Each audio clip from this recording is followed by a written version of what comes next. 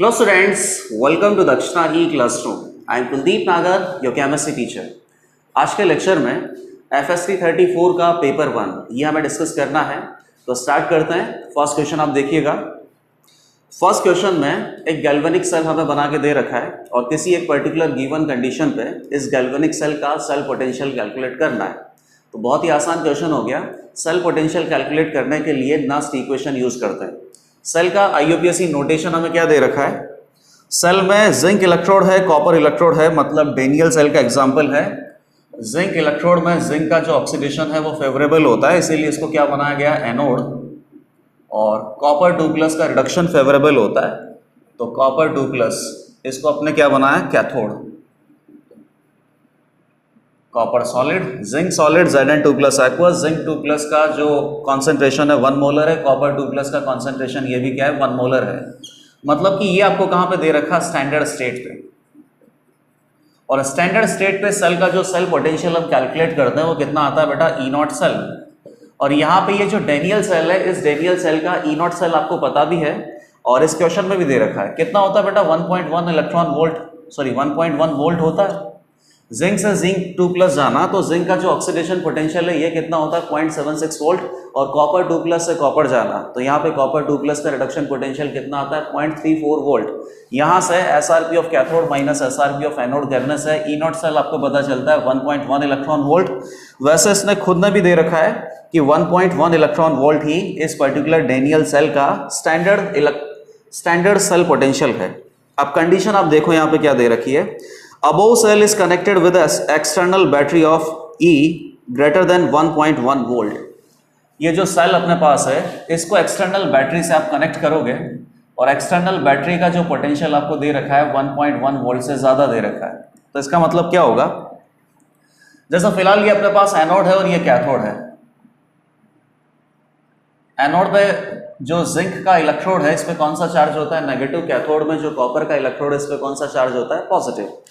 तो नेगेटिव मतलब यहाँ से इलेक्ट्रॉन फ्लो के इधर जाते हैं और ये नॉर्मली इस कंडीशन में यहाँ पे चलता है क्योंकि स्पॉन्टेनियस सेल रिएक्शन होता है।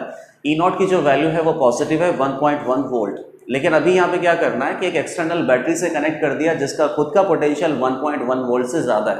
तो फिर उस केस में क्या होगा?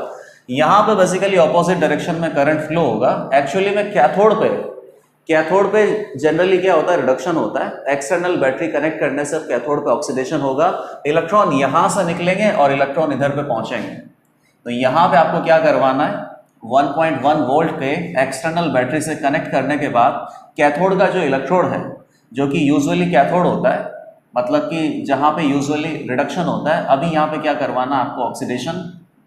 ऑक्सीडेशन करवाने से कॉपर 2+ का जो कॉन्सेंट्रेशन है शायद ये चेंज हो जाए। सिमिलरली इधर आपको क्या करवाना है? रिडक्शन करवाने से जिंक 2+ का जो कॉन्सेंट्रेशन है शायद ये चेंज हो जाए।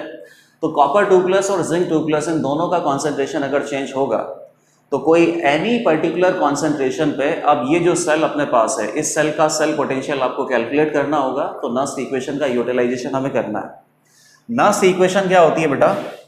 E cell that is equal to E0 cell minus RT by NF ln Q।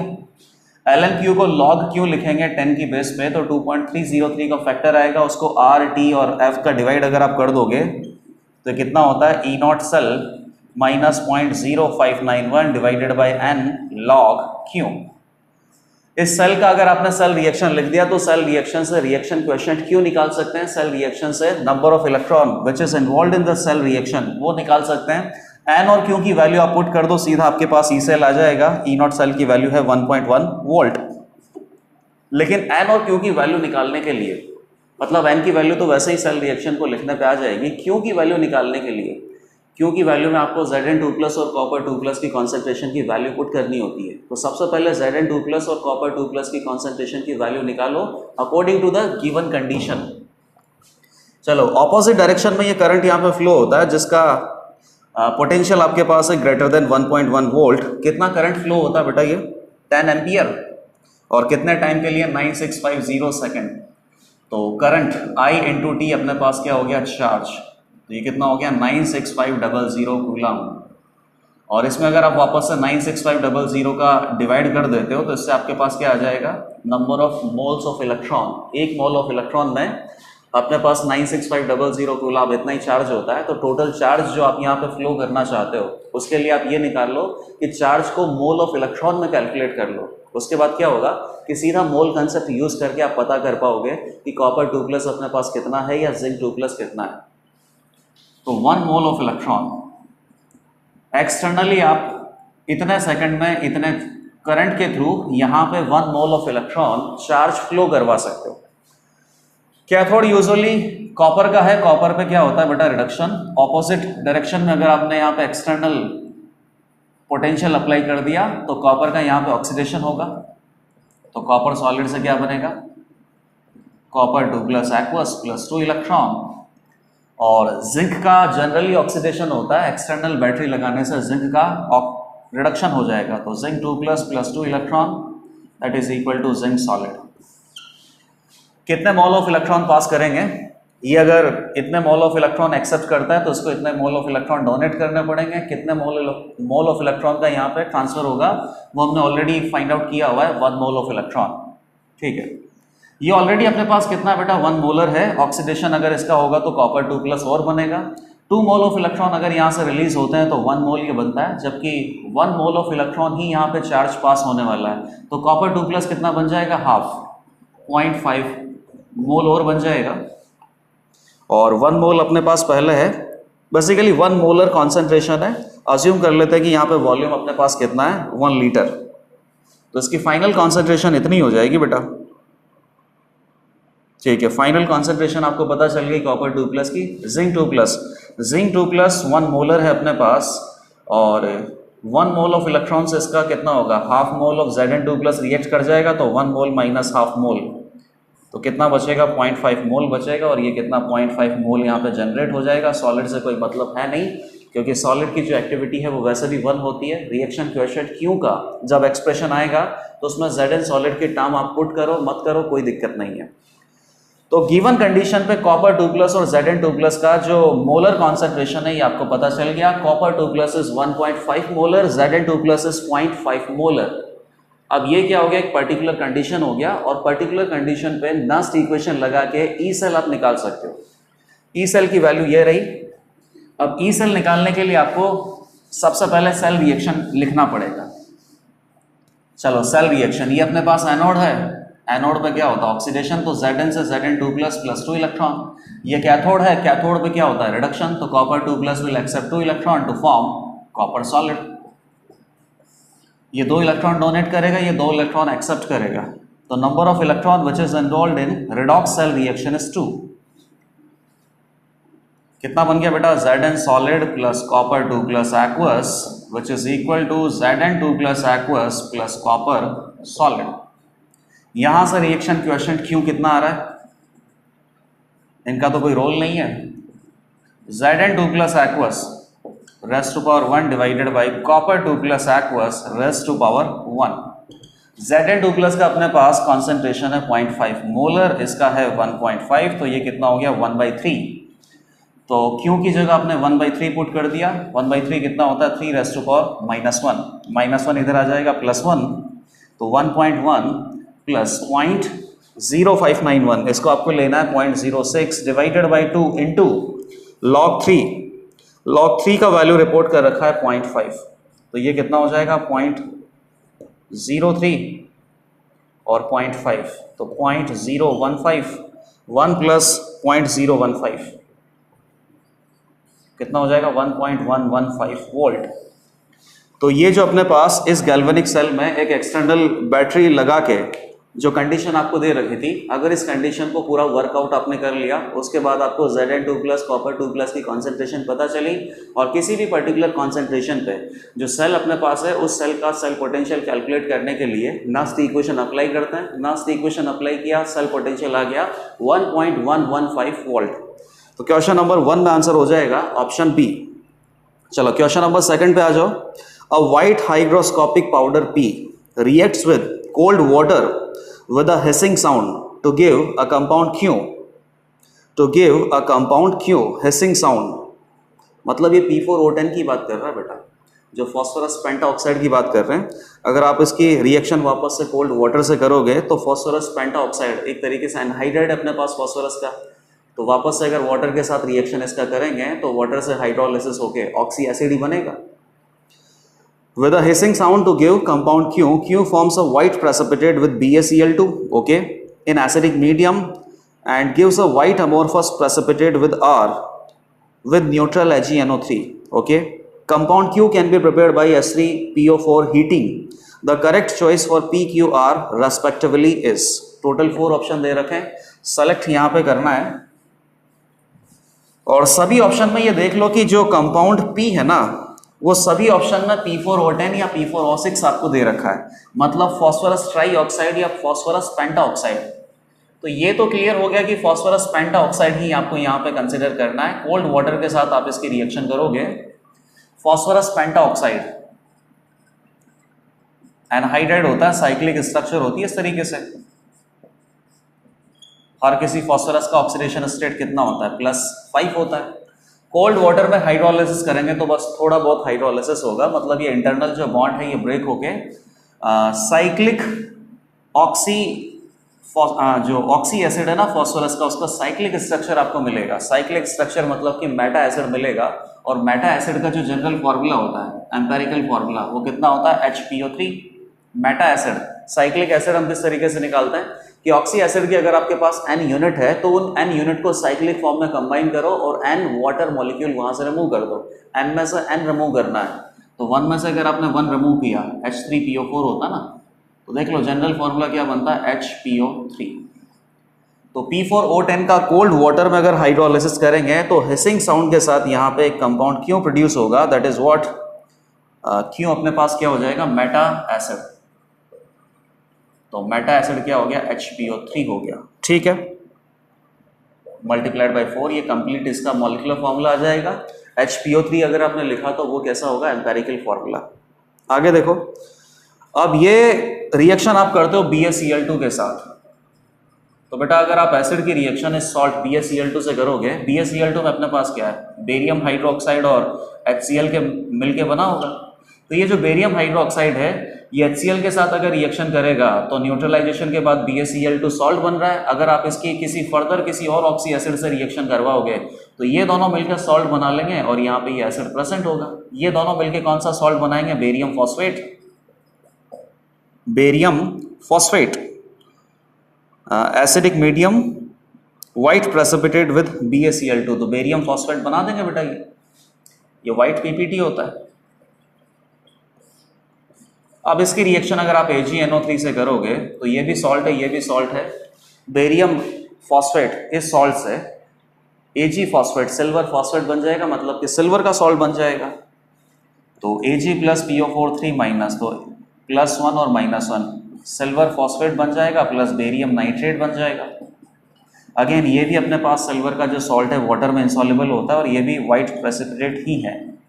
Silver के जो ज़्यादातर कंपाउंड है वो आपको वाइट PPT में ही मिलेंगे, फॉस्फेट हो गया, सल्फेट हो गया, ये सब। Compound Q can also be prepared. Compound Q, तो P को वाटर के साथ रिएक्ट किया था तो कंपाउंड Q बना था। Compound Q is Meta acid of phosphoric acid. जो फॉस्फोरिक एसिड है उसकी मेटा फॉर्म है तो क्या बोलते हैं, Meta phosphoric acid. Compound Q को आप और कैसे बना सकते हो, H3PO4 को हीट करने से। एकदम सही है बेटा। H3PO4 अपने पास एक ऑक्सी एसिड है, इस ऑक्सी एसिड की यूनिट को किसी ऑक्सी एसिड की यूनिट के साथ हीट करेंगे, कंडेंसेशन होगा, दोनों यूनिट कंबाइन होगी, लीनियरली कंबाइन होगी। अगर 2 ही मॉलिक्यूल कंबाइन हुए तो उसको क्या बोलते हैं, पाइरोफॉर्म। और 2 से ज़्यादा मॉलिक्यूल अगर कंबाइन होंगे तो बेसिकली एक पॉलीमेरिक चेन बनेगी, तो उसको क्या बोलते हैं, पॉलीफॉस्फोरिक एसिड। और ये चेन अगर साइक्लिक फॉर्म में कंबाइन हो जाए तो उसको क्या बोलते हैं, मेटाफॉस्फोरिक एसिड। तो आप इसको अगर हीट करोगे तो पक्की बात है कि आपको सबसे पहले पाइरोफॉस्फोरिक एसिड मिलेगा, फिर मेटाफॉस्फोरिक एसिड मिलेगा। और मेटाफॉस्फोरिक एसिड का जो जनरल फार्मूला है वो इस तरीके से है। तो कंपाउंड Q को प्रिपेयर करने के लिए जो ऑक्सी एसिड है H3PO4 ऑर्थोफॉस्फोरिक एसिड, इसको हीट करके भी मेटाफॉस्फोरिक एसिड बना सकते हैं। तो ये सारा इस क्वेश्चन में जो रिएक्शन सीक्वेंस दे रखा है ना, इस रिएक्शन सीक्वेंस में P, Q और R हमने निकाल लिया। P अपने पास क्या था, फॉस्फोरस पेंटा ऑक्साइड P4O10। इसके बाद Q क्या बन गया, मेटाफॉस्फोरिक एसिड। और Q के बाद R, BaCl2 की रिएक्शन आपने की है तो व्हाइट प्रेसिपिटेट R आपको मिलता है AgNO3 के साथ रिएक्शन करने पे। तो AgNO3 के साथ अगर आपने रिएक्शन किया है तो सिल्वर फॉस्फेट आपको मिलेगा, तो सिल्वर फॉस्फेट अपने पास क्या हो जाएगा, R। तो PQR जो आपने निकाला ये एकदम करेक्टली मैच करके दे रखा है डी ऑप्शन में। P हो गया फॉस्फोरस पेंटाऑक्साइड, Q हो गया मेटाफॉस्फोरिक एसिड और R अपने पास हो गया silver phosphate. Question number 2 option D. चलो क्वेश्चन नंबर 3 पे आ जाते हैं। Which of the following is incorrect for the change shown below? एक रिएक्शन में एंट्रोपी चेंज इंडिकेट किया हुआ है। तो बेसिकली थर्मोकेमिस्ट्री का क्वेश्चन आ गया और एंट्रोपी के बारे में आपको जो भी थ्योरेटिकल पॉइंट्स अगर वो अच्छे से पता है तो ये बहुत आसानी से सॉल्व होगा। जैसे कि सबसे इंपॉर्टेंट पॉइंट इस क्वेश्चन पे जो यूज़ किया गया है वो क्या है, जितनी ज़्यादा रैंडमनेस होगी सब्सटेंस का एंट्रोपी उतना ही ज़्यादा होगा। और एब्सोल्यूट जीरो पे क्या होता है, कोई भी जो परफेक्टली क्रिस्टलाइन सब्सटेंस होता है और अगर नहीं दिया हुआ है तो आप हर किसी सब्सटेंस को परफेक्टली क्रिस्टलाइन अज्यूम कर सकते हो एब्सोल्यूट जीरो पे। एब्सोल्यूट जीरो मतलब कि 0 केल्विन पे हर किसी सब्सटेंस का जो एब्सोल्यूट एंट्रोपी होगा वो कितना होता है, 0। तो एब्सोल्यूट 0 केल्विन पे किसी भी सब्सटेंस का एंट्रोपी अपने पास कितना होता है, 0। और 0 केल्विन से टेम्परेचर जब आप रेज करोगे तो किसी भी पर्टिकुलर टेम्परेचर पे सब्सटेंस का एंट्रोपी कितना होगा ये हम कैलकुलेट करते हैं, लेकिन 0 पे कितना होता है, एग्जैक्टली 0। ये अगर कॉन्सेप्ट आपको पता है तभी आप इस क्वेश्चन को सॉल्व कर पाओगे। रिएक्शन सीक्वेंस आपको क्या दे रखा है, A + B that gives C + D। ये किसी पर्टिकुलर टेम्परेचर पे आपने अचीव किया है, फिर 0 पे भी आप अचीव कर रहे हो, A + B that gives C + D। Stoichiometric coefficient भी दे रखे हैं, स्मॉल ABCD। 298 केल्विन पे अगर ये रिएक्शन इस तरीके से होता है तो यहाँ पे रिएक्शन का जो एंट्रोपी चेंज है उसको आपको दे रखा है ΔRS1 इस एंट्रोपी चेंज को आप और किस तरीके से अचीव कर सकते हो, क्योंकि यहाँ से यहाँ आपको जाना है, यहाँ से यहाँ जाने पे जो भी एंट्रोपी चेंज होगा अगर आप अपना पाथ चेंज कर देते हो तो भी एंट्रोपी चेंज की वैल्यू सेम ही आएगी, क्योंकि जो एंट्रोपी है वो पाथ डिपेंडेंट नहीं होता है, वो स्टेट फंक्शन होता है। यहाँ से यहाँ जाना है, डायरेक्ट चले जाओ या फिर इस तरीके से चले जाओ, दोनों केसेस में अपने पास एंट्रोपी चेंज स्टैंडर्ड स्टेट पे सेम ही आएगा। इन्होंने एक और दूसरा एंट्रोपी चेंज निकालना है ΔR2S0, और ये अपने पास क्या है कि A और B को सबसे पहले ये 298 से कहाँ पे लेके गए, 0 केल्विन पे। फिर इन्होंने A और B को रिएक्शन करवा के C + D बना दिया, 0 केल्विन पे ही इन्होंने ये रखा, और 0 केल्विन से फिर टेम्परेचर को रेज करके 298 केल्विन पे ले गए और प्रोडक्ट C रहा, प्रोडक्ट D ही रहा। यहाँ पे एंट्रोपी चेंज जो है ये ΔS3 यहाँ पे जो एंट्रोपी चेंज है S4।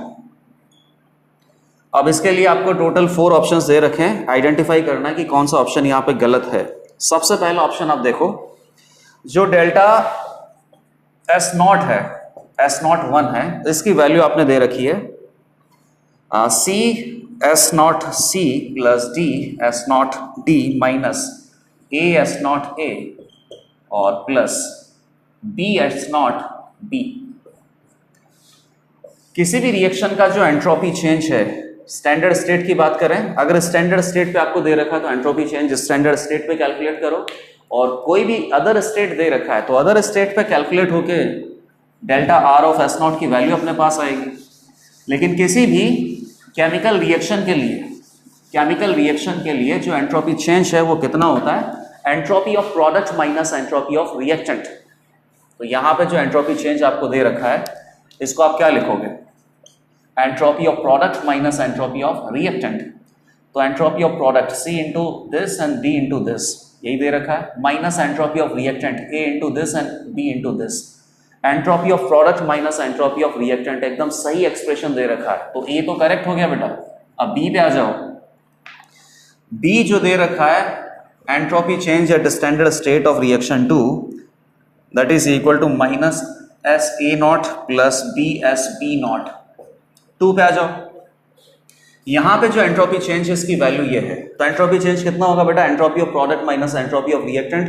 प्रोडक्ट की जो एंट्रोपी है 0 केल्विन पे, A और B दोनों की क्या होगी, 0।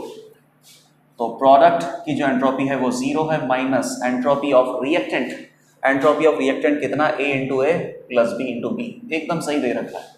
C देखो, entropy change of reaction 3 at standard state is 0, तो रिएक्शन 3 का एंट्रोपी चेंज अगर आपको कैलकुलेट करना है, again entropy of product minus entropy of reactant, ये भी 0 केल्विन पे है तो सी और डी का एंट्रोपी कितना होगा 0, ये भी 0 केल्विन पे है तो ए और बी का एंट्रोपी कितना होगा 0, 0 माइनस 0। अब डी देखो, तो 3 तो सही है, तो बेटा जो डी वाला है यही गलत होने वाला है। डी क्या दे रखा है, entropy change at standard state of reaction 4 is equal to c into s c plus D into s d naught minus. चलो फोर्थ रिएक्शन को आप देखो, फोर्थ रिएक्शन में आप क्या लिखोगे बेटा, entropy of product minus entropy of reactant. तो प्रोडक्ट की एंट्रोपी कितनी है, C into C plus D into D, minus entropy of reactant, तो रिएक्टेंट की एंट्रोपी 0 केल्विन पे कितनी होगी 0, तो दिस माइनस दिस, ये आंसर आना चाहिए था, यहाँ पर नेगेटिव नहीं आएगा। अगर यहाँ पॉजिटिव दिया जाता तो ये भी सही हो जाता। तो फिलहाल तो केवल अपने पास डी ऑप्शन ही गलत दे रखा है। एक रिएक्शन अपने पास है, इस रिएक्शन को आप चाहो तो सिंगल स्टेप में इस पाथ से अचीव कर लो या पाथ चेंज कर दो। पाथ चेंज करने से भी जो कंप्लीट एंट्रोपी चेंज की वैल्यू है वो चेंज नहीं होगी, because entropy is a state function. तो इनिशियल और फाइनल स्टेट अगर सेम है तो इनिशियल और फाइनल स्टेट के बीच में जो एंट्रोपी चेंज होता है उसकी वैल्यू सेम आएगी, चाहे आप कोई भी पाथ यहाँ पे लगा लो, रिवर्सिबल लगा लो, इरिवर्सिबल लगा लो, इस तरीके से कोई पाथ ले लो या फिर इस तरीके से कोई पाथ ले लो। इस बात का जो एप्लीकेशन है इस क्वेश्चन में आपको नहीं दिया था, इसमें तो सिंपली आपके पास 1 2 3 4 रिएक्शन चेंज को कंसिडर करके 4 रिएक्शंस के लिए एंट्रोपी चेंज की वैल्यू कैलकुलेट की थी।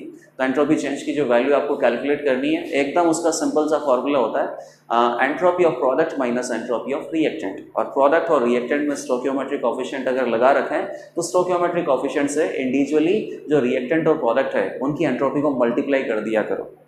तो क्वेश्चन नंबर थर्ड में आंसर हो जाएगा option d. Question number fourth पे आ जाते हैं। The major product p obtained in the following reaction. Reaction आपको क्या दे रखा है, कीटोन का रिएक्शन पर एसिड से करना है। तो सीधी बात है कि बेयर विलिजर ऑक्सीडेशन, कीटोन का रिएक्शन पर एसिड से करना है। कीटोन का रिएक्शन जब पर एसिड से करते हैं तो एस्टर का फॉर्मेशन होता है। यहाँ पे एक रीअरेंजमेंट स्टेप आती है, उस रीअरेंजमेंट स्टेप में जो भी अल्काइल ग्रुप लगा हुआ है सी डबल बॉन्ड से, उसका माइग्रेटरी एप्टीट्यूड आपको पता होना चाहिए। मैकेनिज्म पता होगा तभी इस क्वेश्चन का आंसर आप बना पाओगे, क्योंकि पर एसिड में जो 2 ऑक्सीजन एटम दे रखे हैं ना यहाँ पे सिंगल बॉन्ड से कनेक्टेड, उसमें से एक ऑक्सीजन एटम के ऊपर लेबल लगा रखा है 18 का। तो ये जो 18 का ऑक्सीडेशन 18 लेबल वाला जो ऑक्सीजन एटम है ये एस्टर में जाएगा कि नहीं जाएगा, यही सबसे डिफिकल्ट प्रॉब्लम है। अनटिल अनलेस आपको मैकेनिज्म नहीं पता तो ये क्वेश्चन तो नहीं होगा। क्वेश्चन का आंसर आप बहुत इजीली बता सकते हो, क्योंकि आपने ये तो पहचान लिया कि बेयर विलिजर ऑक्सीडेशन है। बेयर विलिजर ऑक्सीडेशन में आपको ये भी पता है कि माइग्रेटरी एप्टीट्यूड क्या है। तो प्रोडक्ट आपको क्या मिलेगा, O18H। अगर यहाँ O18 नहीं होता तो सीधा आंसर है बेटा कि माइग्रेटरी एप्टीट्यूड ये 2 डिग्री है, ये 1 डिग्री है। 2 डिग्री का माइग्रेटरी एप्टीट्यूड 1 डिग्री से ज़्यादा होता है, तो ये माइग्रेट करेगा तो बेटा ये तो ऑक्सी साइड चला जाएगा, CH3 CH2 C double bond O, ये एस्टर का फॉर्मेशन हो जाएगा। लेकिन इस एस्टर की फॉर्मेशन में ये जो ऑक्सीजन एटम है ना, ये ऑक्सीजन एटम कौन सा है, O18 वाला है या O16 वाला है, इसके लिए तो मैकेनिज्म देखना पड़ेगा। तो क्वेश्चन नंबर 4 में देखो बेटा इसका मैकेनिज्म, कार्बन और कार्बन, C डबल बॉन्ड और CF3 एसिड, ये जो पर एसिड है आपको उस तरीके से लिख दो। एसिडिक मीडियम में जनरली बेयर विलिजर ऑक्सीडेशन हम करवाते हैं। तो ये जो अपना सबस्ट्रेट मॉलिक्यूल है, सबस्ट्रेट मॉलिक्यूल में ऑक्सीजन का जो लोन पेयर है यहाँ पे H+ आके जुड़ जाता है। तो ये जो कार्बोक्सिलिक एसिड का मॉलिक्यूल है ये ऐसा न्यूक्लियोफाइल बिहेव करता है, न्यूक्लियोफाइल अटैक करेगा, पाई बॉन्ड ब्रेक हो गया, न्यूक्लियोफिलिक एडिशन टाइप बन गया, ये वापस सेकंड लोन पेयर आ गया, फिलहाल तो पॉजिटिव था, O18 C डबल बॉन्ड और CF3। अब ये रीअरेंजमेंट आपको बता रखा है कि एक पर्टिकुलर एटम है और उससे क्या अटैच्ड है अपने पास लीविंग ग्रुप। लीविंग ग्रुप क्या है, एसिटेट आयन। एसिटेट आयन में अपना O18 का जो लेवल वाला ऑक्सीजन एटम है वो चला गया। उसके साइड में ये कार्बन एटम होता है, अगर उसके ऊपर कोई लॉन पेयर वाला ग्रुप प्रेजेंट है तो ये लॉन पेयर यहाँ पे पाई बॉन्ड का फॉर्मेशन करता है। यहाँ से इन दोनों में से एक ग्रुप माइग्रेट करेगा। कौन सा ग्रुप माइग्रेट करेगा, जिसमें 2 डिग्री कार्बन एटम है, ये ग्रुप माइग्रेट करके यहाँ पे अटैच होता है और ये लीविंग ग्रुप लीव करता है। बेयर विलिजर ऑक्सीडेशन में ये अपने पास रीअरेंजमेंट स्टेप है। तो जो ग्रुप माइग्रेट करता है वो ऑक्सीजन आइटम से अटैच होता है, मतलब एस्टर में जो अल्काइल वाला पार्ट है वो इसी ग्रुप के पास होगा। तो कार्बन प्लस कार्बन कार्बन, एक लॉन पेयर अभी भी है इस ऑक्सीजन आइटम पे,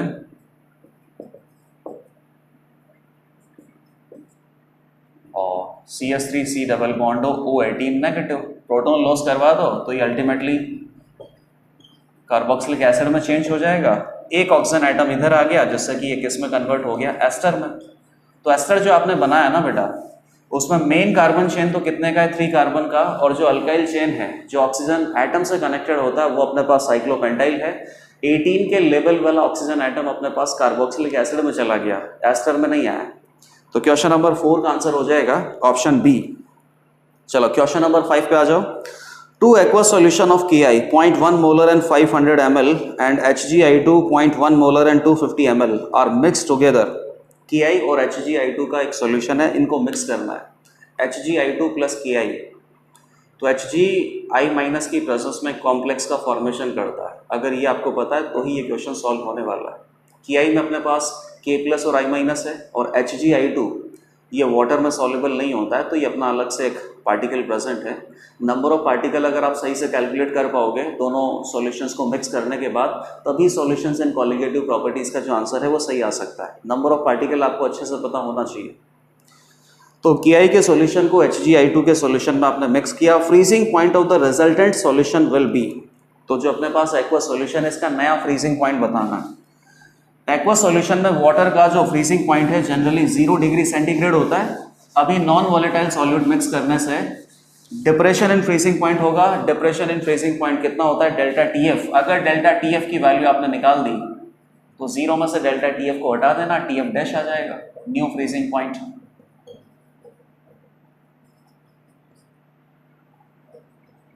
delta TF is equal to कितना होता है, I into M into KF। I into M को आप क्या लिख सकते हो, इफेक्टिव नंबर ऑफ पार्टिकल्स, और इफेक्टिव नंबर ऑफ पार्टिकल्स का यहाँ पे जो कॉन्सेंट्रेशन हो किस में रिपोर्ट किया जाता है, मोलैलिटी में। जनरली आपको ये तो पता होता है कि कोई नॉन वॉलेटाइल सॉल्यूट अगर एक्वा सॉल्यूशन में मिक्स कर रहे हैं तो उसकी मोलैलिटी आपको देते हैं। अब मोलैलिटी अगर 1 दे दिया तो 1 के रेस्पेक्ट में उसके पार्टिकल होंगे, ऐसा सही भी हो सकता है, गलत भी हो सकता है। जब इस सॉल्यूट को आप वाटर में मिक्स करोगे तो सॉल्यूट के जो पार्टिकल है वो एसोसिएट होंगे तो नंबर ऑफ पार्टिकल कम हो जाएंगे, डिसोशिएट होंगे तो नंबर ऑफ पार्टिकल ज़्यादा हो जाएंगे। तो नंबर ऑफ पार्टिकल कम होंगे, ज़्यादा होंगे या सेम रहेंगे, इसके लिए आपके पास वांट ऑफ फैक्टर I लगाना पड़ता है। और यहाँ पे केवल नंबर ऑफ पार्टिकल मत लिखो, क्या सोच सकते हो, effective number of particle after mixing this non volatile solute in water. तो ठीक है, यहाँ पे केवल इफेक्टिव नंबर ऑफ पार्टिकल हम कैलकुलेट कर लेते हैं, बाकी KF की वैल्यू आपको दे रखी है जिससे कि डेल्टा TF आ जाएगा। 0.1 मोलर 500 ml, मतलब ये कितना हो गया, 50 मिलीमोल। कौन हो गया, Ki प्लस HgI2। ये आपको दे रखा है 0.1 मोलर 250 ml, तो ये कितना हो गया, 25 मिलीमोल। और टोटल वॉल्यूम अपने पास कितना हो गया, 750 मिलीमोल, सॉरी 750 मिलीलीटर, ये तो वॉल्यूम है। HgI4 2 माइनस बनता है बेटा, टेट्राहाइड्रल कॉम्प्लेक्स बनता है इसका, तो ये बनेगा। ये बैलेंस हो गया, इसके 1 के लिए इसका 2 का रिक्वायरमेंट है, तो 25 के लिए 50 का रिक्वायरमेंट होगा। ये खत्म, ये खत्म, 1 से कितना बनता है 1, या 2 से कितना बनता है 1, तो 25 मिलीमोल अपने पास ये प्रेजेंट है। अब 25 मिलीमोल तो ये प्रेजेंट है, लेकिन एक्चुअली में नंबर ऑफ पार्टिकल अपने पास कितने होंगे, एक्वा सॉल्यूशन में जो कॉम्प्लेक्स है ये तो डिसोशिएट होगा, तो क्या बनाएगा 2K प्लस HgI4 2 माइनस। तो इसके एक पार्टिकल से आपको कितने मिलते हैं, 3 पार्टिकल, तो 25 मिलीमोल से कितने मिलेंगे, 75 मिलीमोल। और 75 मिलीमोल में आपने टोटल वॉल्यूम 75 मिलीलीटर का डिवाइड कर दिया, तो यहाँ पे जो मोलैरिटी है इफेक्टिव पार्टिकल्स की, इफेक्टिव नंबर ऑफ पार्टिकल्स की जो मोलैरिटी है ये कितनी आ जाएगी, 0.1 मोलर। डाइल्यूट सॉल्यूशन है तो डाइल्यूट सॉल्यूशन के लिए जो मोलैरिटी है और जो मोलैलिटी है, दोनों कॉन्सेंट्रेशन को टर्म को आप सेम कंसीडर कर सकते हो, और वैसे भी सेम कंसीडर करना ही पड़ेगा। मोलैरिटी से आप मोलैलिटी निकाल नहीं पाओगे क्योंकि उसके लिए डेंसिटी ऑफ सॉल्यूशन आपको दिया जाना चाहिए। डेंसिटी ऑफ सॉल्यूशन अगर नहीं दिया हुआ है तो ये अप्रॉक्सीमेशन तो आपको लेना ही पड़ेगा कि जो मोलैरिटी है उसी को मोलैलिटी मान लो। तो delta TF is equal to effective number of particle, और इफेक्टिव नंबर ऑफ पार्टिकल को कॉन्सेंट्रेशन की टर्म में मोलैलिटी में लिखते हैं, फिलहाल मोलैरिटी में लिख दो, कोई दिक्कत नहीं है, इनटू Kf। तो ये हो गया 0.186 डिग्री सेंटीग्रेड। तो 0 डिग्री से 0.186 डिग्री सेंटीग्रेड नीचे चला जाएगा नया फ्रीजिंग पॉइंट। तो नया फ्रीजिंग पॉइंट हो जाएगा -0.186 डिग्री सेंटीग्रेड। तो क्वेश्चन नंबर 5 में आंसर हो गया ऑप्शन ए। चलो क्वेश्चन नंबर 6 पे आ जाओ। Question number 6, a popular game is splat ball. अब ये क्या थ्योरी दे रखा है कुछ। A popular game is splat ball, where people use pressurized CO2 cartridges to shoot paint-filled plastic ball at targets at each other। ठीक है, कुछ cartridges हैं अपने पास, मतलब कि कंटेनर मान सकते हो। उस कंटेनर में CO2 गैस भरा हुआ है और CO2 गैस का जो प्रेशर है वो बहुत ज़्यादा है, और ये जो कार्ट्रिजेस हैं इनसे आप किसी प्लास्टिक बॉल को हिट कर रहे हो। ठीक है, a typical splat ball gun takes 1 liter of CO2 cartridges filled to 300 psi pressure। तो एक कार्ट्रिजेस में 1 लीटर CO2 होता है और 300 psi पाउंड पर स्क्वायर इंच, ये अलग यूनिट हो गया अपने पास प्रेशर का, इतना प्रेशर होता है। How much work is done as this cartridges is discharge to atmospheric pressure. ठीक है, तो जब आप इसको फायर कर दोगे तो ये जो गोली है, कार्ट्रिजेस मतलब क्या हो गया, गोली, ये गोली फट जाएगी। फट जाने से उसमें जो 1 लीटर CO2 गैस का वॉल्यूम है, अब ये बेसिकली एक्सटर्नल प्रेशर कितना हो गया 1 atm। 1 atm तक ये एक्सपेंड करेगा तो कितना वर्क डन होगा। तो वर्क डन आपको निकालना है बेटा, एकदम सिंपल सी बात है। फाइनली आप इसका प्रेशर जो है एटमॉस्फेरिक प्रेशर हो जाएगा 1 atm।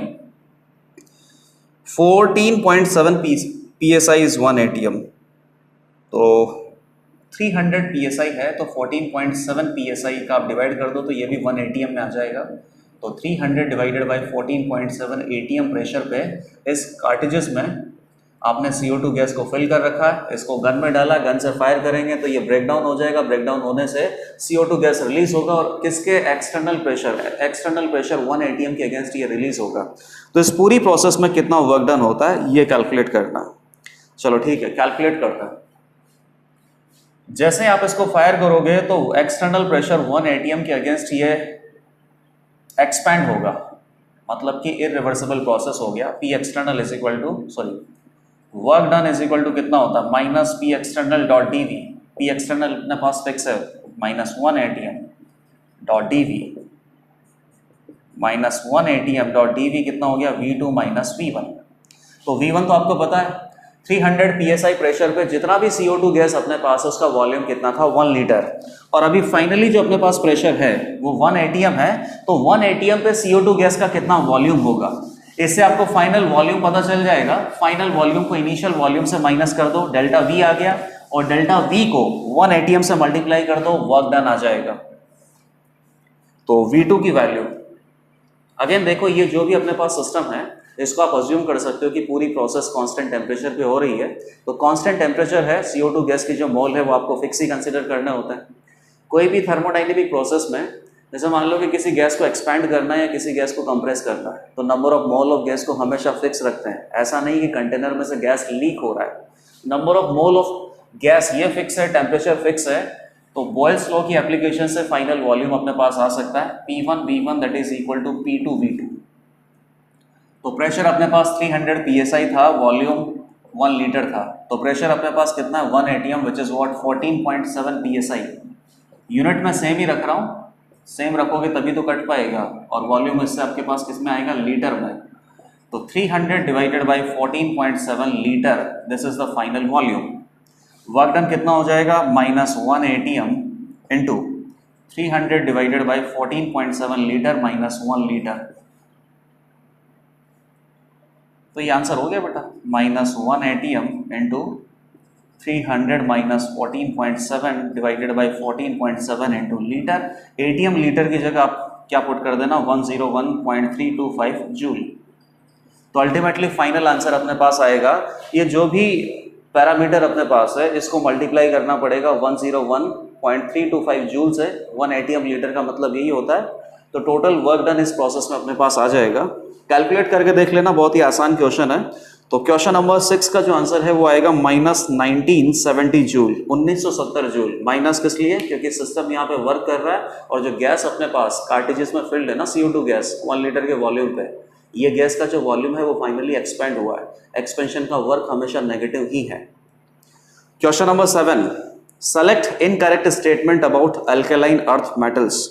एकदम सिंपल सा स्टेटमेंट आपको दे रखा है। सारे के सारे एस ब्लॉक मेटल जो है उसमें से भी अल्कलाइन अर्थ मेटल मतलब कि बेरिलियम, मैग्नीशियम, कैल्शियम और इन सब के जो भी कंपाउंड होते हैं ना, उनके बारे में इन्होंने कमेंट किया हुआ है, सॉल्युबिलिटी, थर्मल स्टेबिलिटी या बेसिक नेचर। चलो पहला स्टेटमेंट आप देखो, solubility of sulphate decreases down the group. एकदम सही है बेटा, बेरिलियम सल्फेट से लेके बेरियम सल्फेट तक चले जाओ, ये जो सॉल्युबिलिटी का ऑर्डर एकदम डिक्रीज होता है, ये सब आपको पता है, इसको मैं वापस एक्सप्लेन यहाँ पे नहीं करूँगा।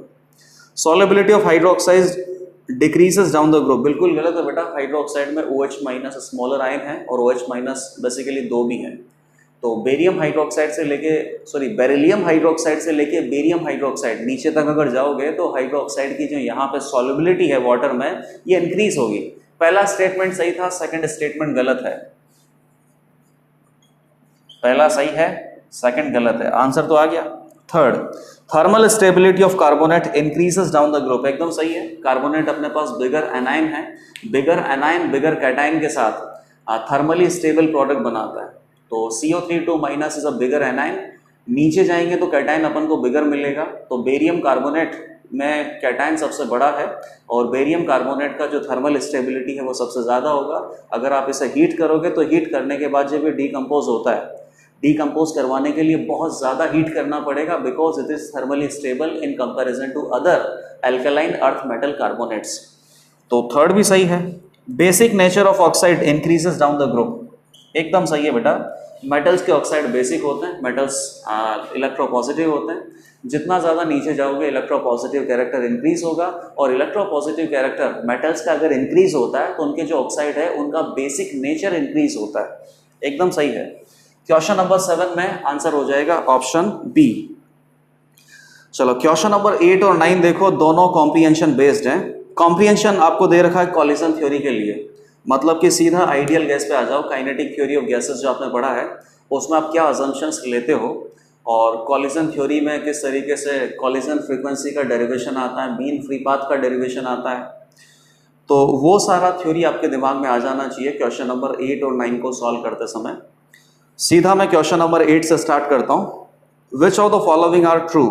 ए, pre exponential factor changes with increase in temperature. Okay, ये क्या बोल रहा है कि जब भी रेट कांस्टेंट की बात करते हैं, rate constant K is equal to A into E⁻⁻⁻⁰ Arrhenius theory का ये स्टेटमेंट है।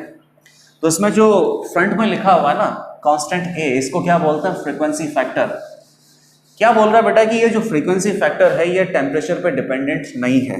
जब टेम्परेचर चेंज होता है तो फ्रीक्वेंसी फैक्टर A की वैल्यू चेंज नहीं होती है, इंडिपेंडेंट ऑफ A। अब देखना, कई लोग इसको सही लगाएंगे, कई लोग इसको गलत लगाएंगे। सही किस तरीके से लगाएंगे? आपने क्या पढ़ा है? K is equal to A into E⁻⁻⁻⁰ ठीक है ना।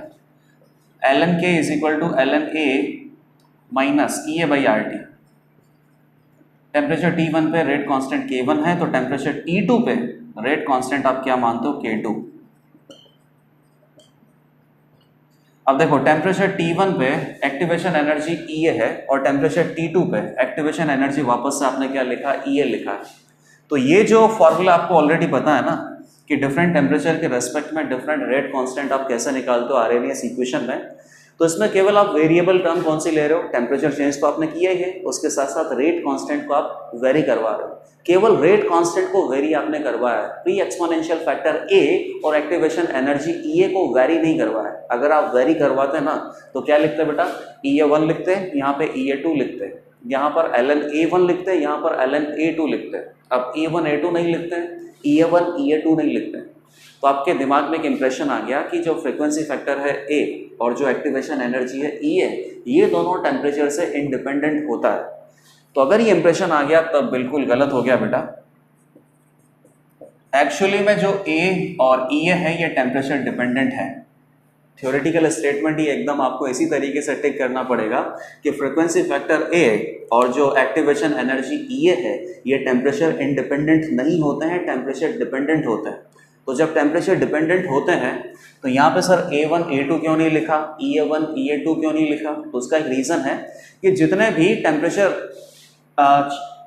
यहाँ पे जो भी टेम्परेचर की चेंज की जो रेंज आपको दे रखी है ना, इस रेंज में आप क्या कर लेते हो, एक्टिवेशन एनर्जी EA को और फ्रीक्वेंसी फैक्टर A को आप कांस्टेंट अज्यूम कर लेते हो कि छोटी सी जो अपने पास टेम्परेचर रेंज है, इस टेम्परेचर रेंज में ये दोनों कांस्टेंट वैल्यू ही यहाँ पर रिपोर्ट करेंगे, ऐसा आप अज्यूम कर लेते हो, बहुत ज़्यादा वेरिएशन नहीं होता है। तो ये अजम्पशन के कारण आप ये फॉर्मूला लगा पाते हो और इस फॉर्मूले से आंसर निकाल पाते हो। लेकिन अगर आपको कंप्लीट थ्योरी के हिसाब से बताना है तो एक्टिवेशन एनर्जी EA और फ्रीक्वेंसी फैक्टर A ये दोनों टेम्परेचर डिपेंडेंट होते हैं, लेकिन इनका जो चेंज होता है टेम्परेचर की बहुत ही छोटी सी रेंज में बहुत ज़्यादा चेंज नहीं आता है, तो आप इसे कांस्टेंट अज्यूम कर लेते हो।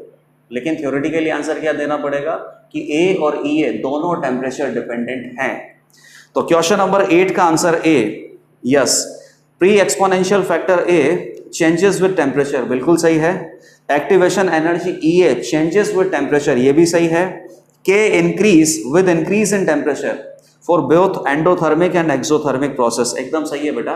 चाहे प्रोसेस एक्सोथर्मिक हो चाहे एंडोथर्मिक हो, उनके लिए जो रेट कांस्टेंट K है वो हमेशा इंक्रीज ही होता है। रेट कांस्टेंट K है, इक्विलिब्रियम कांस्टेंट K नहीं है। इक्विलिब्रियम कांस्टेंट जो K होता है ना, वो अपने पास एक्सोथर्मिक और एंडोथर्मिक के हिसाब से, टेम्परेचर चेंज के हिसाब से इंक्रीज और डिक्रीज कुछ भी हो सकता है, लेकिन rate constant K, chemical kinetics की बात कर रहा हूँ, रेट कांस्टेंट K हमेशा टेम्परेचर बढ़ाने पे बढ़ता ही है। और ये भी तो आपको पता है ना कि हर 10 डिग्री सेंटीग्रेड टेम्परेचर बढ़ाने पे रेट कांस्टेंट K की जो वैल्यू है वो ऑलमोस्ट डबल हो जाती है। टेम्परेचर कॉफिशिएंट आप कितना लेके चलते हो, 2, वैसे 2 से लेके 3 के बीच में हो सकता है। तो अगर आपको कुछ नहीं दिया है तो 2 आपको लेना पड़ता है। 10 डिग्री सेंटीग्रेड पे रेट कांस्टेंट K की वैल्यू डबल हो जाती है। एक्सोथर्मिक रिएक्शन हो, एंडोथर्मिक रिएक्शन हो, टेम्परेचर बढ़ाओगे रेट कांस्टेंट K की वैल्यू बढ़ेगी। तो जो C ऑप्शन है ये भी सही है। और लास्ट ऑप्शन देखो, temperature coefficient generally lies between 2 to 3, एकदम सही है। क्वेश्चन नंबर 8 में आंसर हो जाएगा ABCD, सारे सही है। Question number 9, which of the following graph is correct? Graph आपको दे रखा है K versus T, rate constant K versus T, ठीक है। तो K और T में टेम्परेचर बढ़ाते रहो, रेट कांस्टेंट K की वैल्यू इंक्रीज करती रहेगी। और ये जो इंक्रीज है ये भी कैसा एक्सपोनेंशियली लग रहा है मेरे को। तो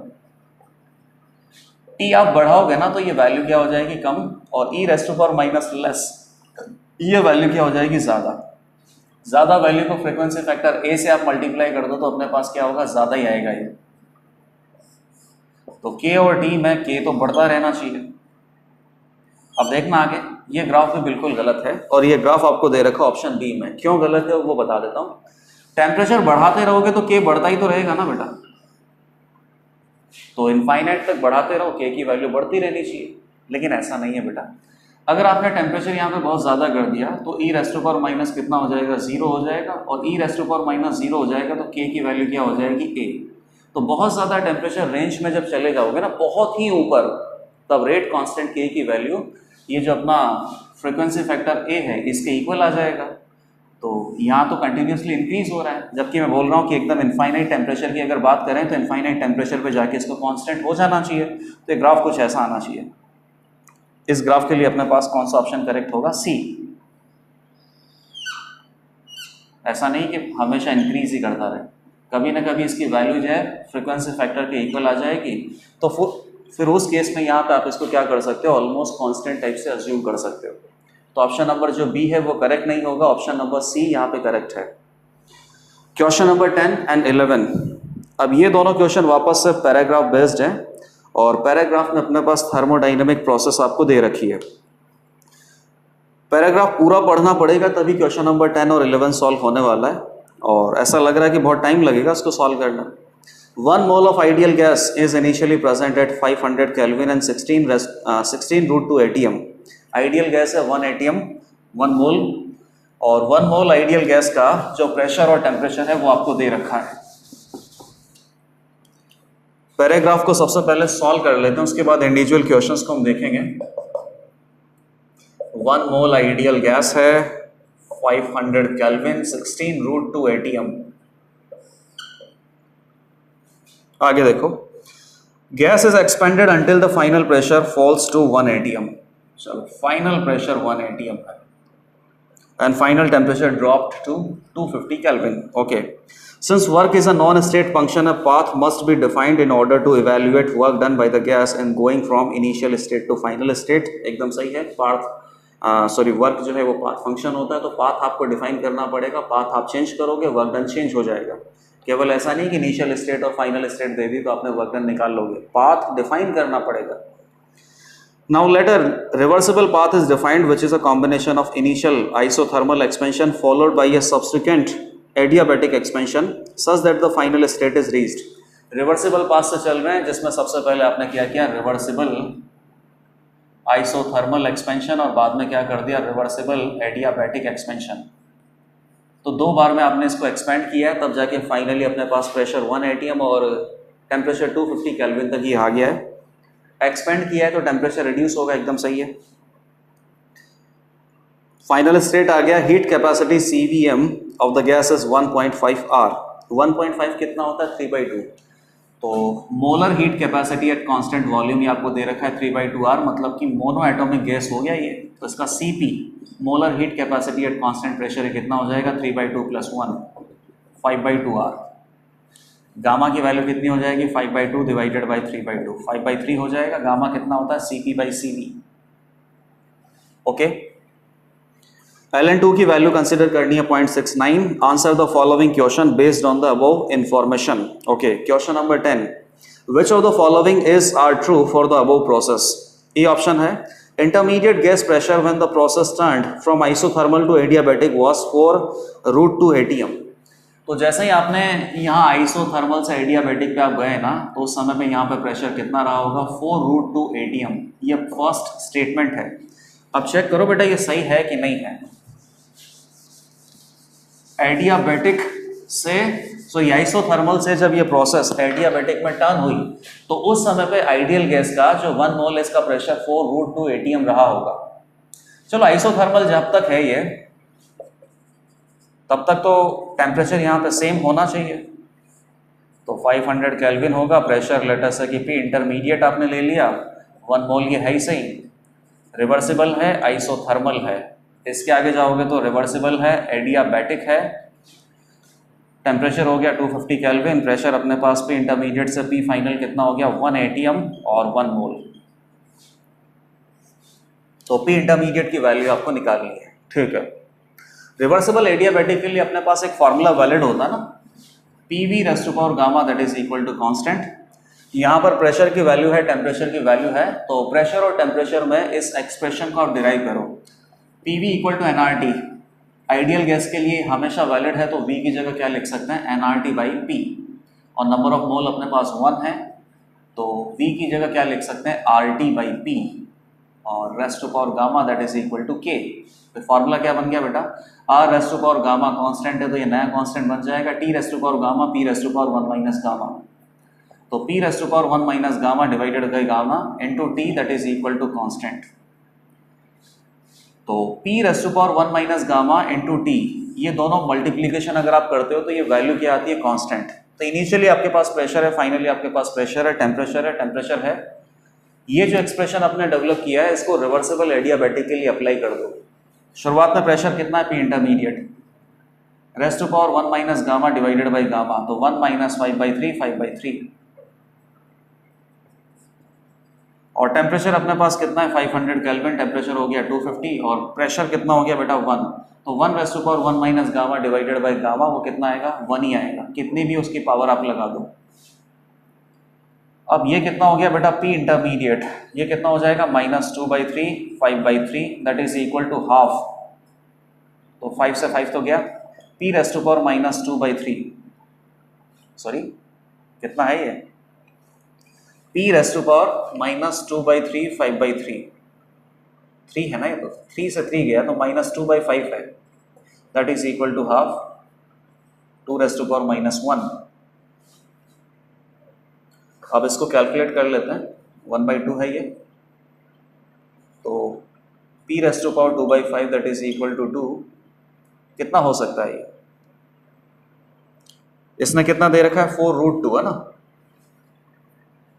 तो प्रेशर की वैल्यू क्या होगी, 4√2, p raise to power 2/5 that is equal to 2।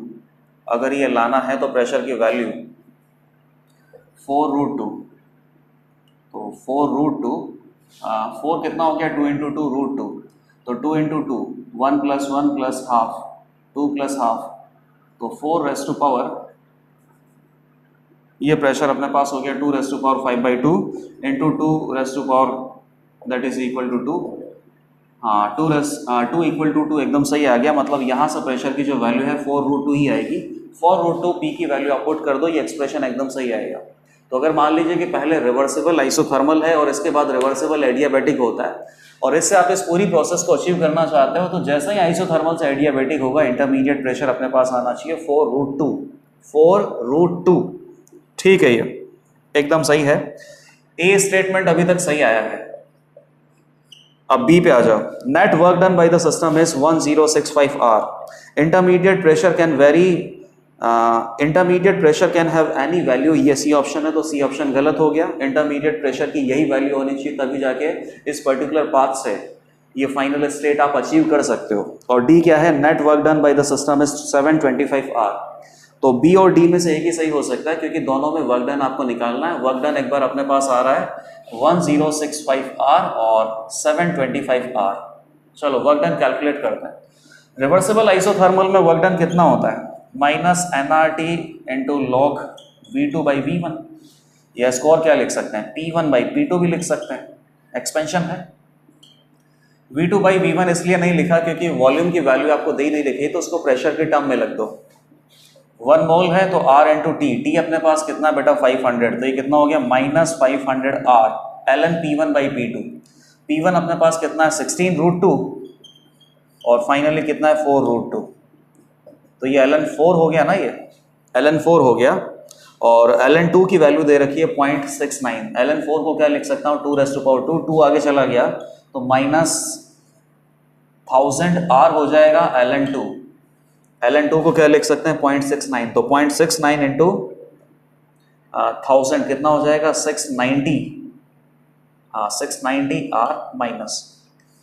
Reversible isothermal वाली जो प्रोसेस यहाँ पे कंप्लीट हो जाती है, इसमें वर्क डन आएगा -690 R। अभी आगे भी बाकी है। आगे क्या है, reversible adiabatic process. Reversible adiabatic process हो या इरिवर्सिबल एडियाबैटिक प्रोसेस हो, दोनों में वर्क डन का एक ही फॉर्मूला डिराइव होता है, P2V2 माइनस P1V1R। तो P2V2 प्रेशर टू कितना हो गया बेटा, P2V2 माइनस P1V1R। P2V2 की जगह क्या लिख सकते हैं nRT2, इसकी जगह nRT1 divided by, sorry gamma -1 होता है ना, P2V2 minus P1V1 divided by gamma -1।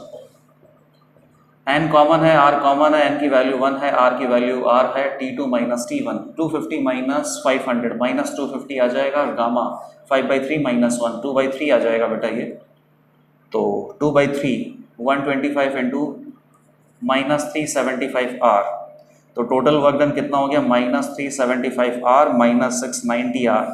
9 7 16 6 और 3 9 1065 R नेगेटिव में, वर्क डन नेगेटिव में ही आएगा क्योंकि एक्सपेंशन आपने किया है। तो ऑप्शन बी अपने पास करेक्ट होगा और ऑप्शन डी गलत होगा। तो क्वेश्चन नंबर 10 में केवल ऑप्शन ए और ऑप्शन बी ये दोनों ही सही है। अब नेक्स्ट क्वेश्चन देखिए, question number 11, if the order of processes is reversed that is adiabatic followed by isothermal expansion, और इसके बाद 4 स्टेटमेंट दे रखे हैं, आइडेंटिफाई करना है कि कौन सा सही है। क्या बोला है कि यहाँ पे जो हमने प्रोसेस करवाया, सबसे पहले रिवर्सिबल आइसोथर्मल और उसके बाद रिवर्सिबल एडियाबैटिक। इस बार अगर आप इन प्रोसेस का जो ऑर्डर है वो रिवर्स कर दें, तो रिवर्स करने पे क्या होगा, जैसे कि मान लो कि यहाँ पे वर्क डन कितना हुआ है -1065 R, तो यहाँ पे इतना जो वर्क डन हुआ है, अगर आप प्रोसेस को रिवर्स कर दोगे अभी, तो वर्क डन इससे ज़्यादा होगा कि कम होगा। यही सारे स्टेटमेंट आपको दे रखे हैं और आइडेंटिफाई करना है कि कौन सा सही है कौन सा सही नहीं है। एक बार इस प्रोसेस को लिख देते हैं। 1 मोल आइडियल गैस है, 500 केल्विन है, 16 रेज़ टू पावर 16 इंटू 2 √2, तो 16 कितना हो गया 2 रेज़ टू पावर 4 और रूट 2 कितना हो गया 2 रेज़ टू पावर हाफ, तो 2 रेज़ टू पावर कितना हो जाएगा 9/2 ATM प्रेशर है। रिवर्सिबल एडियाबैटिक अभी करना है, इसके बाद में रिवर्सिबल आइसोथर्मल करना है। आइसोथर्मल है मतलब कि टेम्परेचर कांस्टेंट होगा, फाइनल प्रेशर आपको 1 ATM करना है, फाइनल टेम्परेचर 250 केल्विन, तो यहाँ पे भी 250 होना चाहिए।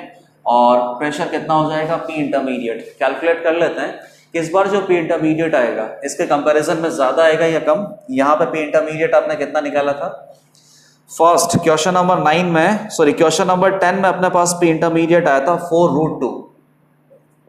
4√2 चेक करते हैं कि यहाँ पे 4√2 आता है, इससे ज़्यादा आता है या इससे कम आता है। पहली बात तो 4√2 तो आ नहीं सकता क्योंकि यहाँ पे अलग पाथ था और यहाँ पे भी अलग पाथ है। पाथ अलग अलग फॉलो करोगे तो प्रेशर, टेम्परेचर या वॉल्यूम की जो वैल्यू है वो अलग अलग ही आएगी। P इंटरमीडिएट कैलकुलेट करने के लिए क्या कर सकते हैं, एक तो आपको P इंटरमीडिएट निकालना है और दूसरा इस प्रोसेस में टोटल वर्क डन निकालना है। तो रिवर्सिबल एडियाबैटिक पे ही लगाओ आप। रिवर्सिबल एडियाबैटिक के लिए P into V raise to power gamma that is equal to constant, ये फॉर्मूला वैलिड होता है और इसी को आपने प्रेशर और टेम्परेचर के टर्म में चेंज किया, कितना आता है P into 1 P raise to power 1 minus gamma divided by gamma into T raise to power that is equal to constant. तो 1 और 2 दो सिचुएशन में लगा लेते हैं, 1 में P1 हो जाएगा, 2 में P2 हो जाएगा या P इंटरमीडिएट बोल देंगे और T1 हो जाएगा, T2 हो जाएगा। तो P1 अपने पास कितना है 2 इंटू या 2 raise to power 9/2 raise to power 1 minus gamma divided by gamma. Gamma कितना है 5/3, 1 minus 5/3 is minus 2/3, minus 2/3 divided by 5/3, 3 से 3 गया माइनस 2/5, तो कितना हो गया 2 रेज़ टू पावर माइनस 9/5 हो गया टोटल। इंटू टेम्परेचर है 500, टेम्परेचर है 250 into P intermediate raise to power 2/5 because pressure raise to power 1 minus gamma divided by gamma आएगा, तो ये टोटल वैल्यू अपने पास कितनी आती है -2/5। ये कितना हो जाएगा बेटा 2, और हाँ ये कितना हो गया अपने पास 2, तो 2 रेज़ टू पावर 1, तो 2 रेज़ टू पावर -4/5, -2/5 ऑलरेडी कर लिया था ना ये। एक मिनट आप देखना, सारा इक्वेशन वापस से लिख देते हैं। P अपने पास कितना है 2 रेज़ टू पावर 9/2 है, 2 रेज़ टू पावर 9/2 है, okay. 1 minus gamma divided by gamma into temperature हो गया, ये टेम्परेचर हो गया इंटू P, फाइनली प्रेशर अपने पास यहाँ पे P इंटरमीडिएट है वही आपको निकालना है और इसकी power 1 minus gamma divided by gamma, ये हो गया 2 times 2 raise to power 9/2 into 1 minus gamma 1 minus 5/3 is minus 2/3 divided by 5/3, तो कितना हो जाएगा 2 से 2 चला जाएगा तो 2 रेज़ टू पावर -9/2 ही आएगा, सॉरी 9/5 आएगा इंटू 2, तो 2 रेज़ टू पावर 1, तो कितना हो जाएगा 2 रेज़ टू पावर -4/5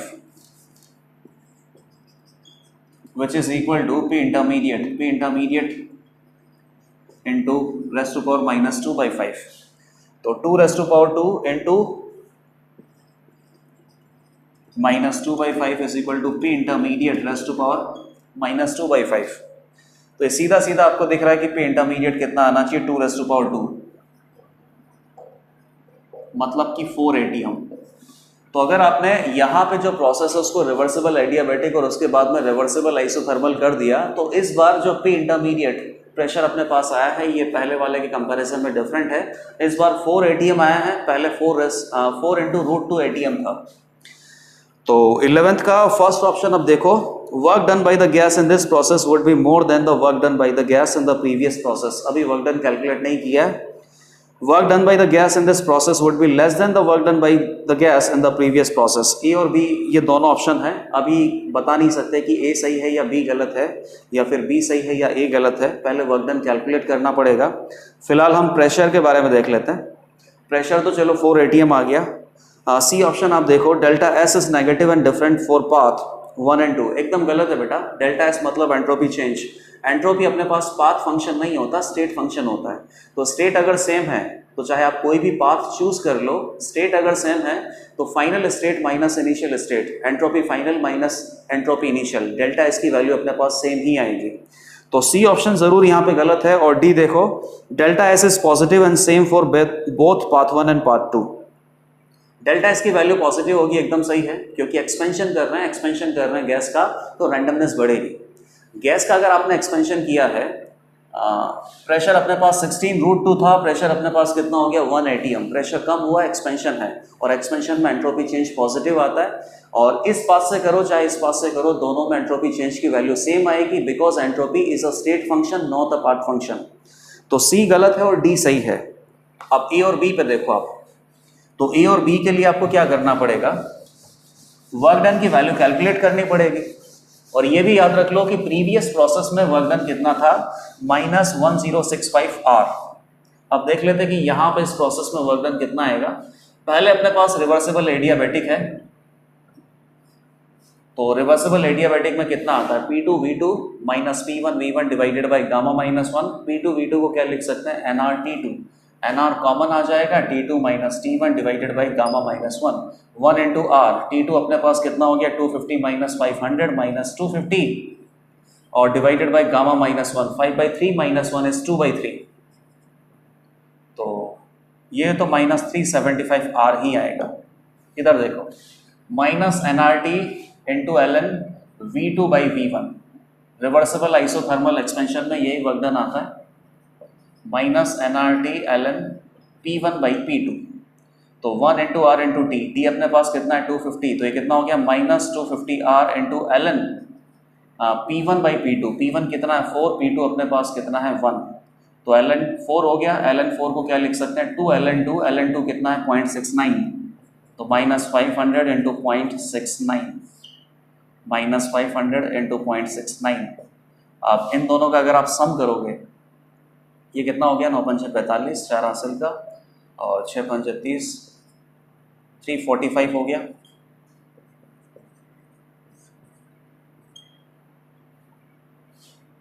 -720 R।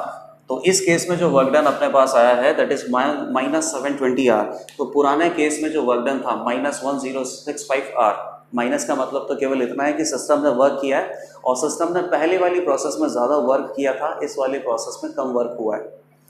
तो ऑप्शन ए गलत हो जाएगा और ऑप्शन बी यहाँ पे सही हो जाएगा। Work done by the gas in this process would be less than in comparison to work done by the gas in the previous process. Previous process में ज़्यादा वर्क था और इस प्रोसेस में अपने पास कम वर्क है। तो क्वेश्चन नंबर 10 और 11 ये जो दोनों कॉम्प्रिहेंशन के क्वेश्चन थे ये दोनों सॉल्व हो गए। चलो सेक्शन 3 पे आ जाओ। सेक्शन 3 में मल्टीपल करेक्ट है, 12, 13, 14, 15, 16 और 17, 18 अपने पास ये कॉलम मैच आ जाएगा। क्वेश्चन नंबर 12 देखो, क्वेश्चन नंबर 12 में एक रिएक्शन सीक्वेंस हमें दे रखा है, the product A in this reaction sequence is, product A in this reaction sequence is. तो पहले रिएक्शन सीक्वेंस बना देते हैं। ए की प्रोडक्ट है तो सिंगल करेक्ट ऑप्शन हो गया, ये तो मल्टीपल करेक्ट में दे रखा है लेकिन ए की आंसर आ सकता है। रिएक्टेंट आपको दे रखा है कुछ इस टाइप से कीटोन, और यहाँ पे क्या है OAT। पहले आप इसका रिएक्शन करोगे Grignard reagent MeMgI, Me plus MgI minus, फिर इसके बाद आप इसका हाइड्रोलिसिस करो और फिर हीट करो। एसिडिक मीडियम में हाइड्रोलिसिस करना है, प्रोडक्ट ए आपको मिलेगा।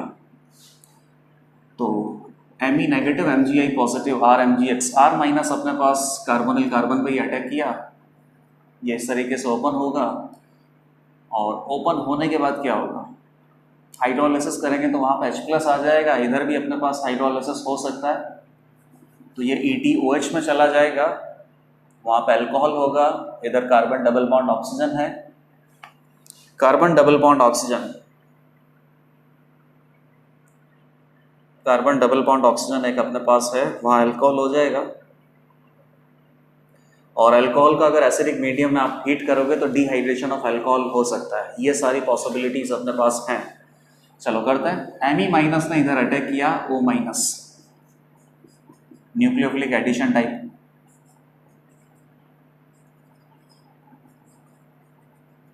अब हाइड्रोलिसिस करेंगे तो यहाँ पे क्या आ जाएगा H+, इतना तो हो गया। हाइड्रोलिसिस यहाँ पे ईथर का भी होगा, ईथर का हाइड्रोलिसिस होगा, तो यहाँ पे कोई मैकेनिज्म फॉलो मत करो, डायरेक्ट हाइड्रोलिसिस कर दो, क्योंकि हाइड्रोलिसिस जब ईथर का करेंगे तो दोनों तरफ अल्कोहल ही मिलेगा। ऐसा नहीं है कि यहाँ हाइड्रोलिसिस में O18 दे रखा है या फिर यहाँ पे O18 दे रखा है और फिर ये O18 इस वाले अल्कोहल के साथ जाएगा या इस वाले अल्कोहल के साथ जाएगा। ये अगर आपको सही तरीके से करना है तो फिर मैकेनिज्म देखना पड़ता है। फिलहाल O18 का लेवल कहीं नहीं है तो डायरेक्ट आप आंसर बनाओ कि ईथर का हाइड्रोलिसिस होगा तो H+OH-। ये तो क्या मिल गया आपको, इथेनॉल, और यहाँ से अल्कोहल। लेकिन अभी इसको अल्कोहल तक अगर आपने रहने दिया तब भी बहुत बड़ी गड़बड़ होगी। ये अपने पास इनॉल फॉर्म है तो इनॉल से आप क्या बना दो बेटा, कीटो। तो ये C डबल बॉन्ड हो, यहाँ पे OH, यहाँ पे Me मतलब कि CH3। अब अपने पास कीटो फॉर्म यहाँ पे प्रेजेंट है और C डबल बॉन्ड O भी है और OH भी है। एसिडिक मीडियम में आपको हीट करना है तो एसिडिक मीडियम में अगर अल्कोहल को हीट करोगे तो dehydration of alcohol, even elimination होता है। तो फाइनली आपको ये भी करना पड़ेगा तब जाके करेक्ट प्रोडक्ट आपको मिलेगा।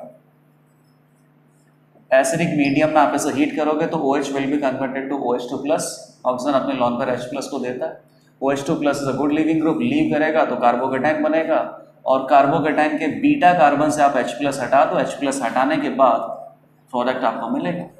तो ये बीटा है, ये बीटा और ये बीटा है। इस बीटा से अगर आप हटाओगे तो यहाँ पे पाई बॉन्ड आ जाएगा और ये pi bond carbon double bond oxygen के पाई बॉन्ड के साथ रेजोनेंस करेगा, मतलब कि ये जो एल्कीन आपको मिलेगा that will be your major product. तो ये अपने पास मेजर प्रोडक्ट है। इसके अलावा और भी माइनर प्रोडक्ट यहाँ पे मिल सकते हैं। तो क्वेश्चन नंबर 12 में अगर देखा जाए तो ये एग्जैक्टली प्रोडक्ट आपको बना के दे रखा है ऑप्शन सी में। तो option C will be your answer. Option C will be your answer. Question number 13, which of the following carbonate do not evolve CO2 on heating. अभी एकदम आसान है। फर्स्ट ग्रुप और सेकंड ग्रुप के जो carbonate हैं इनको अगर आप हीट करते हो तो हीट करने के बाद कौन से ग्रुप के कार्बोनेट थर्मली डिकम्पोज होते हैं, और कार्बोनेट को हीट करोगे तो क्या बनेगा, metal oxide plus CO2 gas. Second group के जितने भी कार्बोनेट है वो इजीली थर्मली डिकम्पोज हो जाते हैं, सभी metal oxide plus CO2 gas बना लेते हैं। फर्स्ट ग्रुप के जो कार्बोनेट है अगर आप इनको हीट करोगे तो ये डिकम्पोज नहीं होंगे, मेल्ट हो जाएंगे। कितना भी आप इन्हें हीट कर लो डिकम्पोज नहीं होंगे, मेल्ट हो जाएंगे, कोई CO2 गैस नहीं मिलेगा। और इसमें भी एक एक्सेप्शन क्या आता है, लिथियम कार्बोनेट को हीट करोगे तो ये डिकम्पोज हो जाता है और CO2 गैस दे देता है। क्यों? क्योंकि लिथियम की प्रॉपर्टी किससे मैच करती है, मैग्नीशियम से। और मैग्नीशियम कार्बोनेट अगर डिकम्पोज हो जाता है तो लिथियम कार्बोनेट भी डिकम्पोज होगा, CO2 गैस रिलीज होगा। तो क्वेश्चन नंबर 13 में आंसर हो जाएगा। एक तो सोडियम कार्बोनेट डिकम्पोज नहीं होगा, मतलब बेसिकली फर्स्ट ग्रुप के जो कार्बोनेट है, और एक पोटेशियम कार्बोनेट डिकम्पोज नहीं होगा। बाकी मैग्नीशियम कार्बोनेट और लिथियम कार्बोनेट ये दोनों डिकम्पोज होकर CO2 गैस इवॉल्व होगा। तो क्वेश्चन नंबर 13 में आंसर हो जाएगा option A and option d. Question number 14, if a reaction is exothermic what can be predicted with the help of bond energy data alone. कोई भी reaction exothermic है तो reaction अगर एक्सोथर्मिक है तो बॉन्ड एनर्जी के टर्म में enthalpy change आप कैसे बताते हैं बेटा, बॉन्ड एनर्जी या बॉन्ड एनर्जी, दैट मीन्स की energy required to break bonds of reactant minus energy required to break bonds of product. Enthalpy change of reaction at standard state और any state is equal to bond energy of product, sorry bond energy of reactant minus bond energy of product. Amount of energy required to break bond of reactant and amount of energy required to break bond of product। अगर मान लीजिए कि reactant में strong bond है तो amount of energy ज़्यादा required होगा, let us से कि 100 रिक्वायर्ड होगा। यहाँ पे अगर वीक बॉन्ड है तो वीक बॉन्ड को ब्रेक करने में कितना रिक्वायर्ड होगा, लेट अस से कि 50। तो टोटल यहाँ पे 50 आ गया, मतलब कि रिएक्शन कैसा होगा, एंडोथर्मिक। और एकदम सही बात है, रिएक्टेंट के बॉन्ड अगर आपको तोड़ना है और उसको तोड़ने में ज़्यादा एनर्जी देना पड़ेगा, और प्रोडक्ट में तो बॉन्ड बनता है, बॉन्ड अगर वीक बन रहा है तो कम एनर्जी रिलीज होगा, ज़्यादा देना पड़ा कम रिलीज हुआ, तो ओवरऑल देना पड़ा। ओवरऑल देना पड़ा मतलब कैसी प्रोसेस होगी, एंडोथर्मिक। तो बॉन्ड एनर्जी के डेटा से आपको ये पता चल जाता है कि रिएक्टेंट में जो बॉन्ड है वो स्ट्रॉन्ग है या जो प्रोडक्ट में जो बॉन्ड है वो स्ट्रॉन्ग है। केवल ये पता होना चाहिए कि एंडोथर्मिक प्रोसेस है या एक्सोथर्मिक प्रोसेस है। और एक बात और पता होना चाहिए कि बॉन्ड को जब ब्रेक करते हैं तो एनर्जी देना पड़ता है और बॉन्ड फॉर्मेशन में एनर्जी रिलीज होता है। तो क्वेश्चन नंबर 14 में अब आप ऑप्शंस देखो, bond in the product are stronger than the bond in reactant. अगर एक्सोथर्मिक है तो बिल्कुल सही है बेटा, एक्सोथर्मिक प्रोसेस में एनर्जी रिलीज होता है। तो रिएक्टेंट के बॉन्ड आपको ब्रेक करने पड़ते हैं, प्रोडक्ट में बॉन्ड बनते हैं। रिएक्टेंट में बॉन्ड ब्रेक करने में कम एनर्जी दोगे और प्रोडक्ट में बॉन्ड बनने में ज़्यादा एनर्जी रिलीज होगी, तो ओवरऑल रिलीज हो गया। ओवरऑल रिलीज मतलब कि एक्सोथर्मिक प्रोसेस। ज़्यादा एनर्जी रिलीज कब हो सकता है? जब स्ट्रॉन्ग बॉन्ड बनेगा। तो प्रोडक्ट के जो बॉन्ड है वो स्ट्रॉन्ग है, रिएक्टेंट के जो बॉन्ड है वो वीक है। Product are more stable than reactant, एकदम सही है। जिसके बॉन्ड ज़्यादा स्ट्रॉन्ग होंगे वो स्पीशीज उतनी ज़्यादा स्टेबल है। ए और बी सही है। सी और डी देखो, product are less stable than reactant गलत है, और डेल्टा ई का जो वैल्यू है वो डेल्टा एच से ज़्यादा है। ये आप एक्सप्रेशन नहीं निकाल सकते कि डेल्टा ई की जो वैल्यू है वो डेल्टा एच से ज़्यादा है। अच्छा, delta H is equal to delta U plus delta n g R T. किसी भी केमिकल रिएक्शन के लिए डेल्टा यू मतलब इंटरनल एनर्जी चेंज, यहाँ डेल्टा ई से बताया है, और delta H minus delta U that is equal to delta n g R T. ये ज़्यादा है मतलब क्या हो गया, ये डेल्टा एच इसको इधर ले गया तो minus delta E less than zero. तो लेस देन ज़ीरो है, तो ये वैल्यू आपके पास क्या है? लेस देन ज़ीरो है। बेटा लेस देन ज़ीरो भी हो सकता है, ग्रेटर देन ज़ीरो भी हो सकता है, depending on chemical reaction. Chemical reaction में number of mole of gas अगर इंक्रीज हो रहे हैं तो ये वैल्यू पॉजिटिव होगी और ये value positive. Number of mole of gas decrease हो रहे हैं तो डेल्टा एन जी कितना होगा? नेगेटिव होगा, तो ये वैल्यू नेगेटिव आ जाएगी। तो delta H minus delta E, ये जो वैल्यू है ये पॉजिटिव भी हो सकता है, ये नेगेटिव भी हो सकता है, डिपेंड ऑन केमिकल रिएक्शन। तो 14th में जो डी ऑप्शन है ये भी इनकरेक्ट है। 14th का ए और बी ये दोनों ही ऑप्शन करेक्ट है। चलो क्वेश्चन नंबर 15 पे आ जाओ। अब 15 एक बहुत अच्छा क्वेश्चन है, ये ऑलरेडी मैंने सॉल्व कर रखा है, तो इसमें कोई भी ऑप्शन यहाँ करेक्ट नहीं है, मतलब कि बोनस ही जाएगा। यहाँ पे एक इलेक्ट्रोड आपको दे रखा है AgAgCl का और AgAgBr का, मेटल इनसॉल्युबल सॉल्ट का इलेक्ट्रोड दे रखा है कैथोड और एनोड दोनों में, और Cl माइनस और Br माइनस जो इलेक्ट्रोलाइट होगा यहाँ पे उसकी कॉन्सेंट्रेशन है 0.1 मोलर 0.1 मोलर। AgCl का KSP है 10⁻⁻10, AgBr का KSP है 10⁻⁻14। अब ये जो सेल इन्होंने कंस्ट्रक्ट करके दे रखा है इसके बारे में आपको ट्रू स्टेटमेंट बताना, जैसे कि सेल वर्क करेगा कि नहीं करेगा, फॉरवर्ड डायरेक्शन में रिएक्शन स्पॉन्टेनियस है या बैकवर्ड डायरेक्शन में रिएक्शन स्पॉन्टेनियस है, और ई नॉट सेल की जो वैल्यू है वो पॉजिटिव है, जीरो है या लेस देन जीरो है, ये सब आपको बताना पड़ेगा। सबसे पहले तो सेल बना देते हैं। सेल में कैथोड साइड AgCl का इलेक्ट्रोड है और एनोड साइड AgCl वाला है, AgCl, और Cl माइनस की कॉन्सेंट्रेशन है 0.1 मोलर, Br माइनस की कॉन्सेंट्रेशन है 0.1 molar, AgBr, metal insoluble salt electrode, और ये दोनों जगह आपने यूज कर रखा है और इस तरीके से गैल्वेनिक सेल आपने बनाया। अब बताइए इसमें KSP है AgCl का 10⁻⁻10, AgBr का KSP है 10⁻⁻14। तो ए ऑप्शन अपने पास क्या है? Cell reaction is feasible in forward direction. अच्छा, ए देखने से पहले आप डी देख लो। डी क्या दे रखा है? E naught cell is zero. E naught cell का मतलब क्या होता है बेटा? SRP of cathode minus SRP of anode. अब क्लियरली यहाँ पे देख लो आप बहुत अच्छे से, cathode and anode both are different. Electrode अगर अपने पास डिफरेंट है तो स्टैंडर्ड कंडीशन में इसका रिडक्शन पोटेंशियल डिफरेंट ही होगा। कोई भी दुनिया में दो इलेक्ट्रोड का स्टैंडर्ड रिडक्शन पोटेंशियल सेम नहीं है। ये इलेक्ट्रोड और ये इलेक्ट्रोड अगर सेम होता, कॉन्सेंट्रेशन सेल होता, तो सेम इलेक्ट्रोड का स्टैंडर्ड रिडक्शन पोटेंशियल सेम होता है। सेम माइनस सेम कितना आता है? जीरो। फिलहाल दोनों इलेक्ट्रोड यहाँ पे डिफरेंट है। डिफरेंट इलेक्ट्रोड है तो इनका स्टैंडर्ड रिडक्शन पोटेंशियल भी डिफरेंट होगा, और डिफरेंट को डिफरेंट में से माइनस करोगे तो जीरो नहीं आने वाला। तो ई नॉट सेल की वैल्यू है जीरो। गलत है बेटा। ई सेल का वैल्यू जीरो हो सकता है क्योंकि कंडीशंस आपको कुछ दे रखी है, कैलकुलेट करेंगे तो ई सेल की वैल्यू जीरो आ सकती है। आएगी या नहीं आएगी मुझे नहीं पता, लेकिन ई नॉट सेल ये वैल्यू तो बेसिकली फिक्स होती है। किस पे डिपेंड करती है? स्टैंडर्ड रिडक्शन पोटेंशियल पे। अलग अलग आपको यहाँ पे इलेक्ट्रोड दे रखा है तो अलग अलग इलेक्ट्रोड का स्टैंडर्ड रिडक्शन पोटेंशियल अलग अलग होगा, तो ये कभी इसके इक्वल नहीं आ सकता। SRP की वैल्यू अनइक्वल वैल्यूज को माइनस करोगे तो जीरो कैसे आ जाएगा? तो डी ऑप्शन तो इनकरेक्ट है। अब सीधा ए पे आते हैं। ए में आपको क्या दे रखा है कि cell reaction is feasible in forward direction.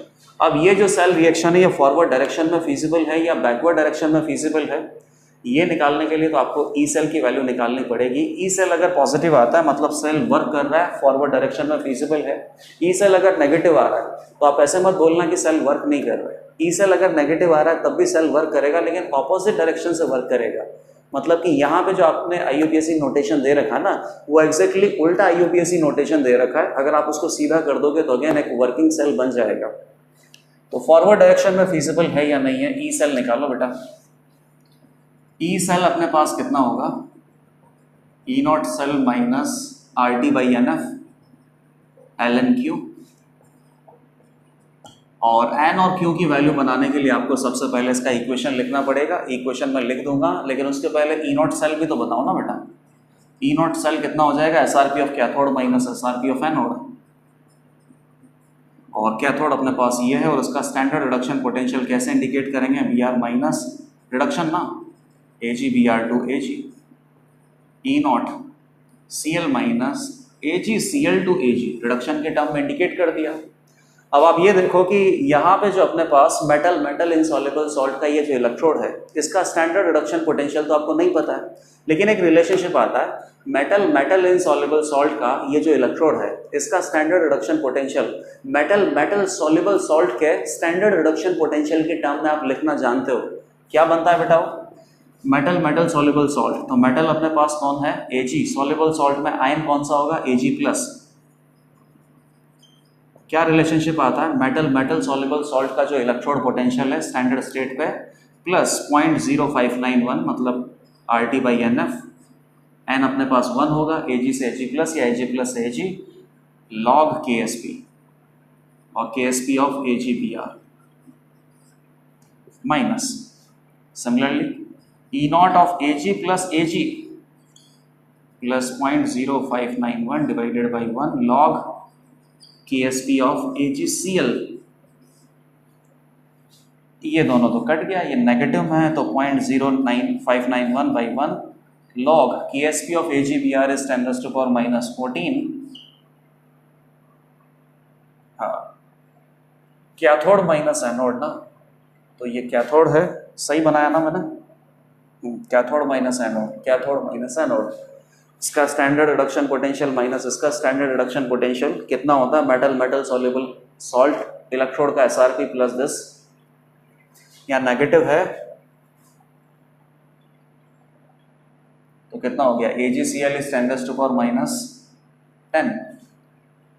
This minus this, AgCl का 10⁻⁻10 है, AgBr का 10⁻⁻14 है, ठीक है, दिस माइनस दिस नेगेटिव है, ठीक है, तो AgBr डिवाइडेड बाई AgCl आ जाएगा 10⁻⁻10 या 10⁻⁻4, -4 आगे आ गया तो -4 × 0.0591 और log 10 होगा ना? हाँ ठीक है, log 10 की वैल्यू कितनी होती है? 1। ई नॉट सेल यहाँ पे नेगेटिव में आ रहा है, ई नॉट सेल नेगेटिव में आ रहा है, इसका मतलब है कि इसकी जो रिएक्शन है वो फॉरवर्ड डायरेक्शन में स्पॉन्टेनियस नहीं होगी, बैकवर्ड डायरेक्शन में स्पॉन्टेनियस होगी। फिलहाल अभी भी ये कंक्लूजन निकालना बिल्कुल गलत है, क्योंकि अभी आपने केवल ई नॉट सेल निकाला है, अभी ई सेल निकालोगे, ई सेल निकालने पे ही कंप्लीट पता चलेगा कि ई सेल की वैल्यू पॉजिटिव है कि नेगेटिव है, तभी आप पता चलेगा कि ये जो सेल है इसका नोटेशन सही बनाया हुआ है और फॉरवर्ड डायरेक्शन में ये स्पॉन्टेनियस है या नहीं है। अगर ये फॉरवर्ड डायरेक्शन में स्पॉन्टेनियस नहीं है तो फिर बैकवर्ड डायरेक्शन में स्पॉन्टेनियस हो सकता है, तो फिर सेल को आपको रिवर्स करना पड़ेगा, कैथोड को एनोड बनाना पड़ेगा, एनोड को कैथोड बनाना पड़ेगा। ई नॉट सेल की वैल्यू भी आपने निकाल लिया, अभी कहाँ पे आ जाते हैं? ई सेल पे, तो RT/NF इंटू log Q, इसको और क्या लिख सकते हैं भाई? 0.0591 divided by n log Q आ जाएगा, ln Q की जगह। n और Q की वैल्यू निकालने के लिए सेल नोटेशन लिखो। यहाँ पे क्या होता है? ऑक्सीडेशन, तो Ag सॉलिड से क्या बनाएंगे? AgCl, क्योंकि AgCl के अंदर Ag+1 में प्रेजेंट है, Ag से Ag+1 बन गया तो एक इलेक्ट्रॉन लूज करेगा, ये बैलेंस। यहाँ Ag+1 किसमें? AgBr में, तो +1 में एक इलेक्ट्रॉन गेन करेगा तो 0 ऑक्सीडेशन स्टेट, मतलब कि सॉलिड बन गया, ये बैलेंस। n इक्वल टू कितना आ गया बेटा? 1 electron. Ag solid, AgCl solid, AgBr solid, Ag solid, इन सबको पूरी रिएक्शन में अगर लिखोगे तो भी कोई फर्क नहीं पड़ेगा, क्योंकि प्योर सॉलिड का जो एक्टिविटी है वो वैसे भी 1 कंसिडर करना है। तो अल्टीमेटली अपने पास जिसका फर्क पड़ना है वो केवल इतना ही होगा। तो क्यों की वैल्यू कितनी आ जाएगी? Br minus concentration divided by Cl minus concentration. Br minus concentration और Cl माइनस कॉन्सेंट्रेशन आपको 0.1 दे रखा है, तो क्यों की वैल्यू हो गई 1, क्यों की वैल्यू अगर 1 है तो log 1 कितना हो जाएगा 0, यहाँ पे 1 पुट कर दो, 0 इंटू दिस 0, तो ई सेल अपने पास कितना आ जाएगा ई नॉट सेल के जितना, और ई नॉट सेल आपको नेगेटिव दे रखा है, मतलब ई सेल क्या आ गया नेगेटिव। ई सेल अगर नेगेटिव आ गया मतलब ये जो सेल है, इस सेल को जिस तरीके से आपने बनाया ना उस तरीके से अगर देखा जाए तो यहाँ पे जो रिएक्शन है वो फॉरवर्ड डायरेक्शन में ही देखोगे, तो यहाँ पे फॉरवर्ड डायरेक्शन में कुछ नहीं हो रहा है, फॉरवर्ड डायरेक्शन में ये सेल अपना स्पॉन्टेनियस रिएक्शन नहीं दे रहा है। तो इसका मतलब क्या है कि सेल वर्क नहीं करेगा क्या, मतलब सेल के अगर कनेक्शन आपने उल्टे लगा दिए तो क्या सेल वर्क नहीं करेगा क्या? सेल को क्या पता है कि इसके कनेक्शन उल्टे लगे हुए, सेल वर्क करेगा, लेकिन जिस तरीके से आपने ये नोटेशन बना रखा है ना वो नोटेशन सही नहीं होगा। इस तरीके से फॉरवर्ड डायरेक्शन में ये जो रिएक्शन है वो फीजिबल नहीं है, बैकवर्ड डायरेक्शन में फीजिबल है, तो उल्टा वर्क करेगा ये। और आप इसको क्या कंसिडर करोगे, एनोड कंसिडर करोगे, इसको कैथोड कंसिडर करोगे। इसका थोड़ा सा रिवर्स कर देते हैं तो अपने आप ही यहाँ पे ई सेल की वैल्यू जो है वो पॉजिटिव में आ जाएगी, और ई सेल का वैल्यू कितना आ रहा है ई नॉट सेल के इक्वल ही आ रहा है फॉर्चुनेटली। तो क्वेश्चन नंबर 15 की अगर बात करें, D option was incorrect, A option is incorrect, cell reaction is spontaneous in forward direction, no cell reaction is actually spontaneous in backward direction. बना देता हूं मैं AgBr sorry Ag to AgBr plus और Cl minus AgCl to Ag, ये अपने पास anode हो जाएगा, ये कैथोड हो जाएगा। यहाँ पे इसका Ksp दे रखा है 10⁻⁻14, यहाँ Ksp दे रखा है -10, और Br माइनस की कॉन्सेंट्रेशन है 0.1, Cl माइनस की कॉन्सेंट्रेशन है 0.1। तो इस साइड अगर आप Ksp ऑफ AgBr से Ag प्लस की कॉन्सेंट्रेशन निकालो तो किस तरीके से आएगा बेटा, AgBr के सॉल्युबिलिटी का आप इक्वेशन लिखो, क्या बनेगा Ag plus aqueous plus Br minus aqueous. Solubility product कितना आएगा बेटा, Ag plus aqueous raised to power 1 into Br minus aqueous raised to power 1 that is equal to Ksp 10⁻⁻14। 10⁻⁻14 में आप Br माइनस की कॉन्सेंट्रेशन का डिवाइड करो तो Ag plus की कॉन्सेंट्रेशन आ जाएगी बेटा यहाँ पे 10⁻⁻13, यहाँ Ag प्लस की कॉन्सेंट्रेशन आ जाएगी 10⁻⁻9। तो कैथोडिक कंपार्टमेंट में कितना होगा 10⁻⁻9, एनोडिक कंपार्टमेंट में कितना होगा 10⁻⁻13। और यहाँ पे B और C जो ऑप्शन आपको दे रखा है ना एग्जैक्टली ऑपोजिट दे रखा है, B incorrect, C incorrect, A incorrect और D incorrect. Question number 16, a compound consumes at most 3 mole of acetyl chloride per mole. If the same compound consumes 2 mole of HiO4 then the structure of compound may be। कोई compound है अपने पास acetyl chloride के साथ अगर आप इसका reaction करवाते हो तो ये कितने कंज्यूम करता है 3 मोल एसिटिल क्लोराइड CH3COCl। तो बेटा CH3COCl का यूज क्या होता है, एसिटाइलेशन में यूज आता है। अगर कंपाउंड में आपके पास न्यूक्लियोफिलिक ग्रुप OH और NH2 प्रेजेंट है तो OH को OCO-CH3 में या NH2 को NHCO-CH3 में कन्वर्ट करने के लिए एसिटाइलेशन आप करते हो, ROH plus CH3COCl। OH is a very good activating group। Let us से कि फिनोल लगा देता हूँ मैं, और अगर आप इसको थोड़ा सा मॉडरेटली एक्टिवेटिंग ग्रुप में कन्वर्ट करना चाहते हो तो OH पे एसिटाइलेशन कर देते हैं, nucleophile will attack, pi bond will break, pi bond will form, leaving group will leave. तो OH अपना किस में कन्वर्ट हो जाता है OCO-CH3 में plus Cl minus, proton loss हो जाएगा तो अल्टीमेटली ये लो न्यूट्रल प्रोडक्ट आपको मिल गया। क्या बोला है कि जो भी अपने पास रिएक्टेंट है उसमें maximum 3 mole of acetyl chloride के साथ रिएक्शन कर सकता है, मतलब मैक्सिमम वहां पे 3 फंक्शनल ग्रुप प्रेजेंट है जो कि OH या NH2 हो सकते हैं। उसके बाद क्या है, सेम कंपाउंड का अगर आप HiO4 के साथ रिएक्शन करवाता है तो HiO4 के कितने मोल कंज्यूम होते हैं बेटा 2। HiO4 के कितने मोल कंज्यूम होते हैं 2। HiO4 क्या करता है बेटा 1,2 डाइयोल का ऑक्सीडेशन करता है। 1 और 2 पे अगर OH प्रेजेंट है तो उसका HiO4 के साथ ऑक्सीडेशन होता है, तो 1 और 2 के बीच में जो कार्बन कार्बन बॉन्ड है वो ब्रेक करके आपको दोनों तरफ OH लगाने पड़ते हैं और उसका फाइनल आंसर इसी ट्रिक से आप बनाते हो। HiO4 के यहाँ पे 2 मोल कंज्यूम हो रहे हैं, मतलब कि एक जगह ऑक्सीडेशन हो रहा है दूसरी जगह ऑक्सीडेशन हो रहा है। तो इससे आपको ये पता करना है कि यहाँ पे जो पर्टिकुलर अपने पास रिएक्टेंट है उसकी स्ट्रक्चर क्या हो सकती है।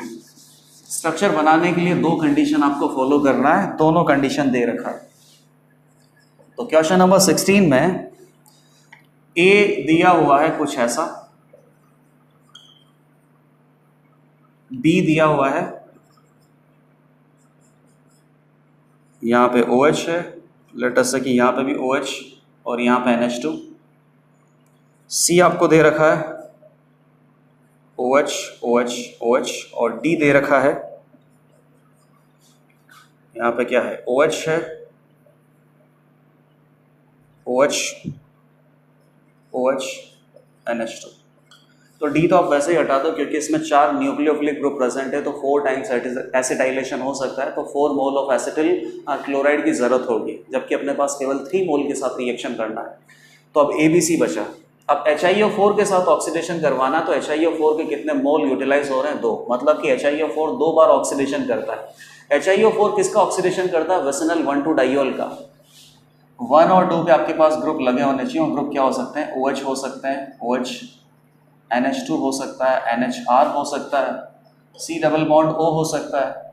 ये सारे ग्रुप यहाँ पे प्रेजेंट हो सकते हैं। कोई भी किसी के साथ कॉम्बिनेशन में 1,2 पे अगर प्रेजेंट होगा तो उसका HiO4 ऑक्सीडेशन करवा सकता है। ये नहीं होगा क्योंकि यहाँ पे 1,2 पे नहीं है, इस पर अगर OH है तो इस पर OH कहाँ है बेटा? 1,2 विसिनल डाइऑल की सिचुएशन नहीं बन रही है, तो A गलत है, D गलत है, केवल B और C सही होगा। 3 टाइम्स एसिटाइलेशन होगा। 1 और 2 पे यहाँ पे HiO4 ऑक्सीडेशन करवा सकता है, 1 और 2 पे यहाँ पे HiO4 ऑक्सीडेशन करवा सकता है। तो HiO4 के बेसिकली 2 मोल यहाँ पे यूज़ होंगे, सेम यहाँ पे भी 2 ही मोल यूज़ होंगे और 3 मोल ऑफ एसिटिल क्लोराइड यहाँ पे यूज़ हो सकता है। तो केवल आंसर अपने पास होगा option B and option C. चलो लास्ट क्वेश्चन नंबर 17 और 18 देखो। अब ये कॉलम मैच क्वेश्चन है। 18 वाला जो कॉलम मैच है वो तो आप बहुत आसानी से कर दोगे। 17 वाला तो ये मान लो कि आपको छोड़ना भी पड़ सकता है, क्योंकि 17 वाला कंप्लीटली क्वालिटेटिव एनालिसिस पे है। क्वालिटेटिव एनालिसिस में जो कैटाइन की एनालिसिस करते हैं उसमें कौन सा कैटाइन कौन से ग्रुप में प्रेजेंट है और उस कैटाइन को आइडेंटिफाई करने के लिए क्या टेस्ट करते हैं। आइडेंटिफाई करने के लिए जो टेस्ट आप करते हो उसके बाद कोई ऑब्जर्वेशन मिलता है, मोस्ट प्रोबेबली प्रेसिपिटेट आपको मिलता है।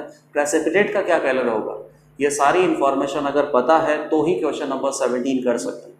अब देख लो क्वेश्चन नंबर 17 में ए में तो अपने पास कुछ सल्फाइड दे रखे हैं और बी में उन सल्फाइड के रेस्पेक्ट में या तो उनका कलर दे रखा है या फिर YAS येलो अमोनियम सल्फाइड में ये पर्टिकुलर सल्फाइड सॉल्यूशन में सॉल्युबल होंगे कि नहीं होंगे, ये इंफॉर्मेशन आपको दी है। क्वेश्चन नंबर 17 बिस्मथ सल्फाइड है, CDS कैडमियम सल्फाइड है, SnS SnS2। तो ये दोनों किसके हैं? ग्रुप 2B के हैं ना ये, और कैडमियम और बिस्मथ ये 2A के हैं। इधर ज़्यादातर ब्लैक बनते हैं, इधर ज़्यादातर अपने पास कलर्ड आते हैं, जिसमें ये दोनों कैसे आते हैं? ब्राउन और येलो कलर। एक ब्राउन कलर का होता है, एक येलो कलर का होता है, ठीक है। वाटर सॉल्युबल P ऑप्शन अपने पास वाटर सॉल्युबल है, Q ऑप्शन है ब्राउन कलर्ड, R ऑप्शन है कि वाटर में सॉल्युबल नहीं है लेकिन YAS अमोनियम सल्फाइड में सॉल्यूशन है, S ऑप्शन है कि वाटर में भी सॉल्युबल नहीं है, अमोनियम सल्फाइड में भी सॉल्युबल नहीं है, और लास्ट ऑप्शन है येलो कलर्ड। तो सबसे पहले तो आप इसकी बात करो, वाटर सॉल्युबल तो कोई नहीं होगा, तो P तो सब में से आप हटा दो। उसके बाद बिस्मथ सल्फाइड ये येलो कलर का नहीं होता बेटा, ये ब्लैक कलर का होता है। 2A वाले ब्लैक कलर के होते हैं मोस्टली, केवल कैडमियम सल्फाइड वहाँ पे येलो आता है। तो येलो में अपने पास क्या दे रखा है? T। तो ये अपने पास क्या हो जाएगा? T हो जाएगा। ये येलो कलर का नहीं है, ये ब्लैक कलर का है, तो उसमें कोई ऑप्शन नहीं आएगा। अब केवल R और S ऑप्शन ही आपको सेलेक्ट करना है, क्योंकि R और S में क्या दे रखा है? R में दे रखा है कि अमोनियम सल्फाइड में सॉल्युबल है, लेकिन S में दे रखा है कि अमोनियम सल्फाइड में सॉल्युबल नहीं है। तो 2A वाले इनसॉल्युबल होते हैं और 2B वाले सॉल्युबल होते हैं। तो सॉल्युबल है तो इनके लिए कौन सा ऑप्शन आ जाएगा बेटा? सॉल्युबल वालों में R ऑप्शन तो कॉमन आ जाएगा, और S में क्या दे रखा है? इनसॉल्युबल, तो इनमें S ऑप्शन कॉमन आ जाएगा। इसका केवल S ही ऑप्शन मैच करेगा, क्योंकि इसका कलर तो यहाँ पे दे नहीं रखा है ब्लैक कलर, इसमें S और T मैच करेगा। Soluble and T yellow colour का ये होता है। इन दोनों में R मैच करेगा, insoluble in ammonium sulphide, sorry soluble in ammonium sulphide, और SnS और SnS2 ये दोनों अपने पास 2B के हैं। तो 2B में जो सल्फाइड बनते हैं उनमें ब्लैक कलर नहीं आता, उनमें येलो और ब्राउन कलर आता है। तो जो SnS अपने पास है ये टिन सल्फाइड जो अपने पास है सी वाला, ये बेसिकली ब्राउन कलर है तो इसका क्यू ऑप्शन आएगा, और ये येलो कलर है तो इसका टी ऑप्शन आएगा। मतलब जो आपको एक थ्योरी दे रखा है क्वालिटेटिव एनालिसिस में, कैटायंस की जो थ्योरी दे रखी है उसका पहला पेज देख लेना, पहले पेज में ये सब कुछ आपको लिखा हुआ मिलेगा। याद करना बहुत मुश्किल है, लेकिन फिर भी थोड़ा उस पेज में प्रेजेंट जो इन्फॉर्मेशन है उसको अच्छे से किया जा सकता है याद। अगर वो इन्फॉर्मेशन आपको फिर भी अगर थोड़ा बहुत याद है तो ये क्वेश्चन कर सकते हैं, वरना बिल्कुल ही नहीं कर पाओगे। ये मान लो कि आपको थ्योरी शीट देख के ही ये क्वेश्चन करना पड़ेगा, क्योंकि इतने सारे कलर आपसे याद तो होंगे नहीं। क्वेश्चन नंबर 18 आ जाओ। 18 एकदम सिंपल है, क्योंकि 18 में ऑर्गेनिक वाले टेस्ट आपको दे रखे हैं। 18 में कोई रिएक्शन आपको दे रखा है, रिएक्शन के प्रोडक्ट आपको मिलेंगे, और उन प्रोडक्ट को किसी पर्टिकुलर टेस्ट से डिस्टिंग्विश कर सकते हैं कि नहीं कर सकते।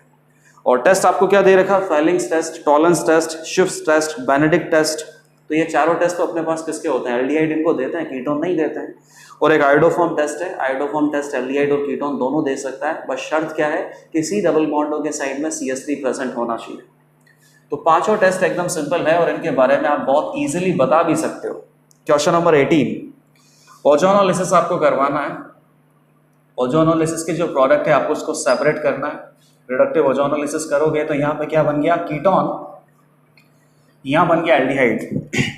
Product can be distinguished by, तो कीटोन है बेटा और एल्डिहाइड है, तो सीधा इसका आंसर हो गया बेटा PQRST। चार ऑप्शन तो आपको क्या दे रखे हैं? Fehling's test, Tollens test, Benedict test, शिफ्ट टेस्ट। ये चारों एल्डिहाइड का टेस्ट देंगे, कीटोन का नहीं देंगे। और पांचवा दे रखा है आयोडोफॉर्म। आयोडोफॉर्म इसका तो होगा, इसका नहीं होगा। दोनों कार्बोनिल है, लेकिन इसके साइड में क्या है? H और CH2। यहाँ से हेलोफॉर्म रिएक्शन नहीं हो पाएगी, लेकिन यहाँ से हेलोफॉर्म के प्रोडक्ट आपको मिलेंगे। तो सारे के सारे जो टेस्ट आपको दे रखे हैं उससे फर्स्ट रिएक्शन में मिलने वाले प्रोडक्ट को डिस्टिंग्विश किया जा सकता है। सेकंड पे आ जाओ, पीएच। तो ये क्या बनेगा बेटा? एरोमेटिक एल्डिहाइड बेंजल्डिहाइड बनेगा और ये कीटोन बनेगा। अब जो बेंजल्डिहाइड है ये किसका टेस्ट नहीं देता है? बेंजल्डिहाइड फेलिंग्स टेस्ट नहीं देता, बेनेडिक्ट टेस्ट नहीं देता, केवल शिफ्ट टेस्ट और टॉलेंस टेस्ट ये देता है। तो टॉलेंस रिएजेंट से आप इसको आइडेंटिफाई कर सकते हो। ये तो कोई भी टेस्ट नहीं देगा क्योंकि ये तो कीटोन है बेटा। तो टॉलेंस वाला कौन सा हो गया? क्यू हो गया। आर आयोडोफॉर्म से भी कर सकते हैं और एस शिफ्ट टेस्ट से भी कर सकते हैं। बेनेडिक्ट नहीं देगा और फेलिंग्स नहीं देगा, और ये तो है कीटोन है, तो ये कीटोन तो एल्डिहाइड के टेस्ट तो देता ही नहीं है। फेलिंग्स और बेनेडिक्ट दोनों ही नहीं देगा। जब दोनों में से कोई भी टेस्ट नहीं देगा तो आप इन दोनों को डिस्टिंग्विश कैसे करोगे? एक देना चाहिए, एक नहीं देना चाहिए। तो ये टॉलेंस रिएजेंट के साथ रिएक्ट करेगा, शिफ्ट रिएजेंट के साथ रिएक्ट करेगा। और आयोडोफॉर्म की अगर बात करें तो यहाँ पे सी डबल बॉन्डों के साइड में CH3 है, तो ये आयोडोफॉर्म टेस्ट देगा और ये नहीं देगा, तब भी दोनों डिस्टिंग्विश तो हो ही जाएंगे। सी वाले में अगेन इसी तरीके से एल्कीन का ऑक्सीडेशन करना है, ओजोनोलिसिस करना है। एल्कीन आपको दे रखा है कुछ इस तरीके से। ओजोनोलिसिस करेंगे तो ये भी कीटोन बन गया बेटा और ये भी कीटोन बन गया। तो कीटोन के साथ Fehling's reagent, Tollens reagent, Benedict reagent और शिफ्ट टेस्ट, ये चारों तो नहीं होंगे, तो चारों दोनों ही नहीं करेंगे, तो दोनों को आप डिस्टिंग्विश नहीं कर सकते हो। लेकिन आप चाहो तो आयोडोफॉर्म टेस्ट से डिस्टिंग्विश कर सकते हो। ये आयोडोफॉर्म टेस्ट देगा, ये नहीं देगा, तो उसमें केवल आर ऑप्शन आएगा। लास्ट डी आपको देखो, यहाँ पे पीएच है, डबल बॉन्ड, तो ये तो अपने पास बन गया बेटा कीटोन और ये बन गया अपने पास नॉर्मल एल्डिहाइड। तो नॉर्मल एल्डिहाइड है बेटा, नॉर्मल एल्डिहाइड सभी के टेस्ट देगा, और ये जो कीटोन है ये सभी एल्डिहाइड के जो टेस्ट होते हैं वो नहीं देने वाला है। तो नॉर्मल एल्डिहाइड अपने पास किसका टेस्ट दे सकता है? बेनेडिक्ट हो गया, शिफ्ट हो गया, टॉलेंस रिएजेंट का टेस्ट हो गया, और एक अपने पास फेलिंग्स रिएजेंट का टेस्ट हो गया। तो चारों टेस्ट ये तो देगा लेकिन ये नहीं देगा, तो उन चारों से तो आप इसको डिस्टिंग्विश कर ही सकते हो। और बाकी क्या बचा? आयोडोफॉर्म टेस्ट, यहाँ पे पीएच है ना।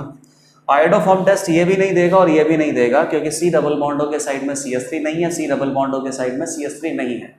तो यहाँ पे जो आंसर है वो हो जाएगा PQST। आर वाला जो आयोडोफॉर्म टेस्ट है उसको आंसर आप यहाँ पे मत लगाना। इस तरीके से FST 34 का ये जो पेपर 1 है, इसमें सारे जो टोटल 18 क्वेश्चन आपको दे रखे हैं ये सब हमने डिस्कस कर लिए।